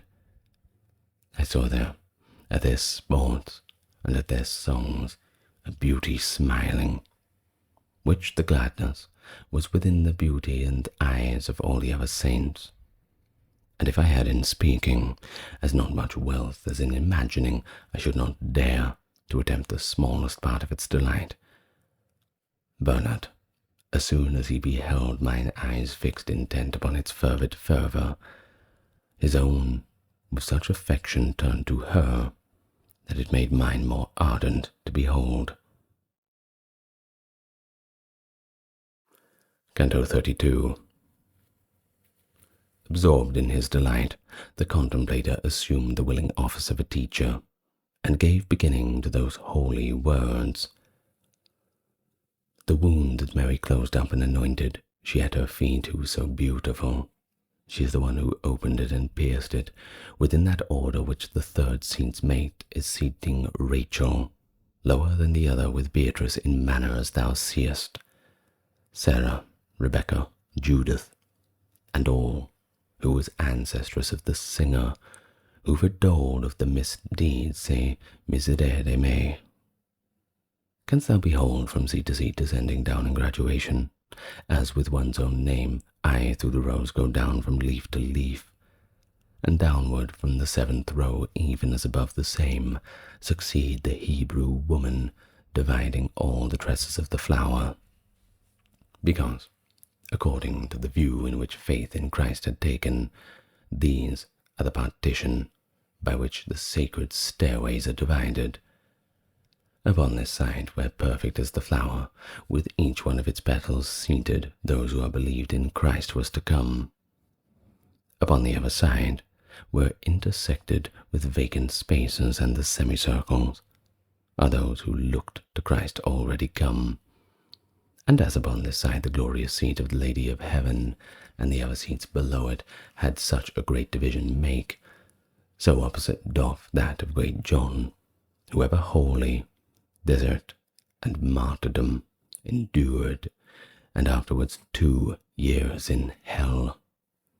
And under him thus to divide were chosen Francis, Benedict, and Augustine, and down to the rest of us, round to round. Behold now the high providence divine, for one and the other aspect of faith in equal measure shall this garden fill. And know that downward from that rank which cleaves midway the sequence of the 2 divisions, not by their proper merit are they sealed, but by another's under fixed conditions, for these are the spirits one and all assoiled, before they had any true election had. Well canst thou recognize in their faces, and all their voices puerile, if thou regard them well and hearken to them. Now doubtest thou, doubting thou art silent, but I will loosen for thee the strong bond in which thy subtle fancies hold thee fast. Within the amplitude of this domain, no casual point can possibly find place, no more than sadness can, or thirst, or hunger. For by eternal law has been established whatever thou beholdest, so that closely the ring is fitted to the finger here. And therefore these people, festinate unto true life, not sine causa, here more and less excellent among themselves. The king, by means of whom this realm reposes, in so great love and in so great delight, that no will ventureth to ask for more, in his own joyous aspect every mind creating, at his pleasure dow us with grace diversely, and let here the effects suffice.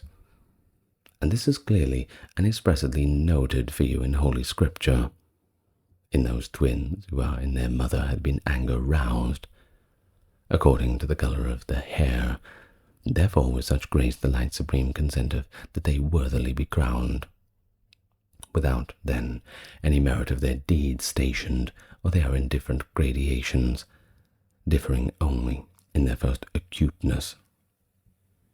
'Tis true that in the early centuries with innocence, the work of their salvation sufficient was the faith of parents only.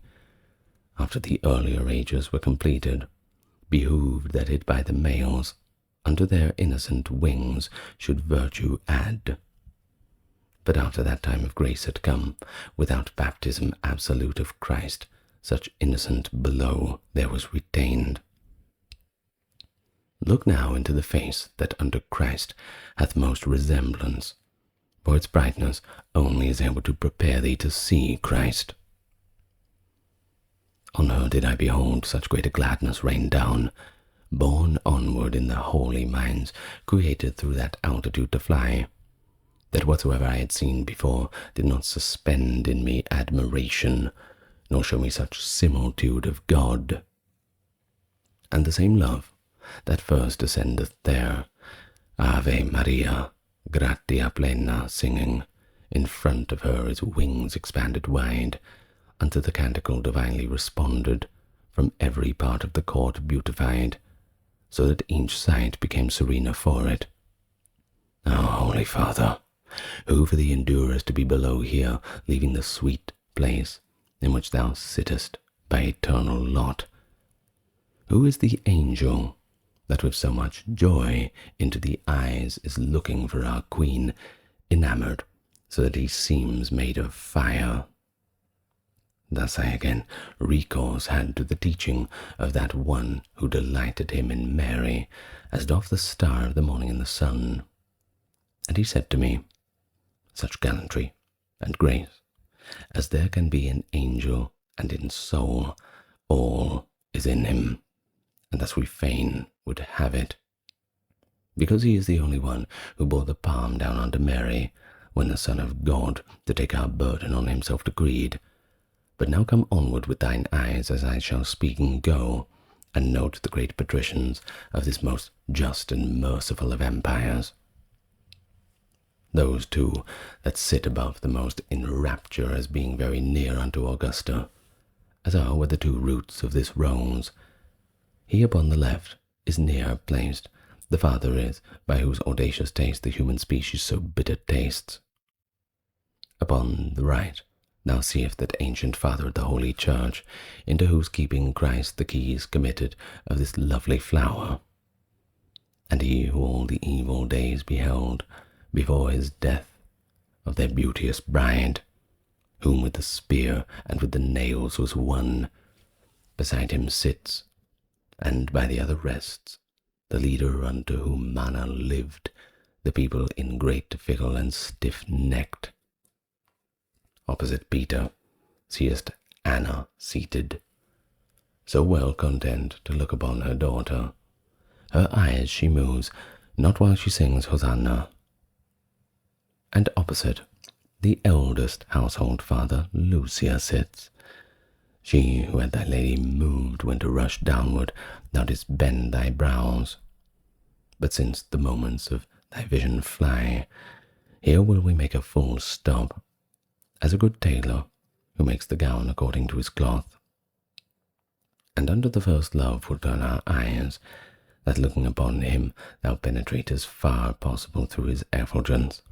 Truly, lest peradventure thou recede, moving thy wings believing to advance, by prayer behooves it grace to be obtained, grace from that one who has the power to aid thee, and thou shalt follow me with thy affection, that from thy words thy heart shall not turn aside.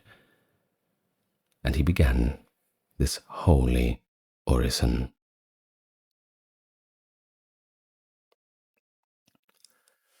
Canto XXXIII.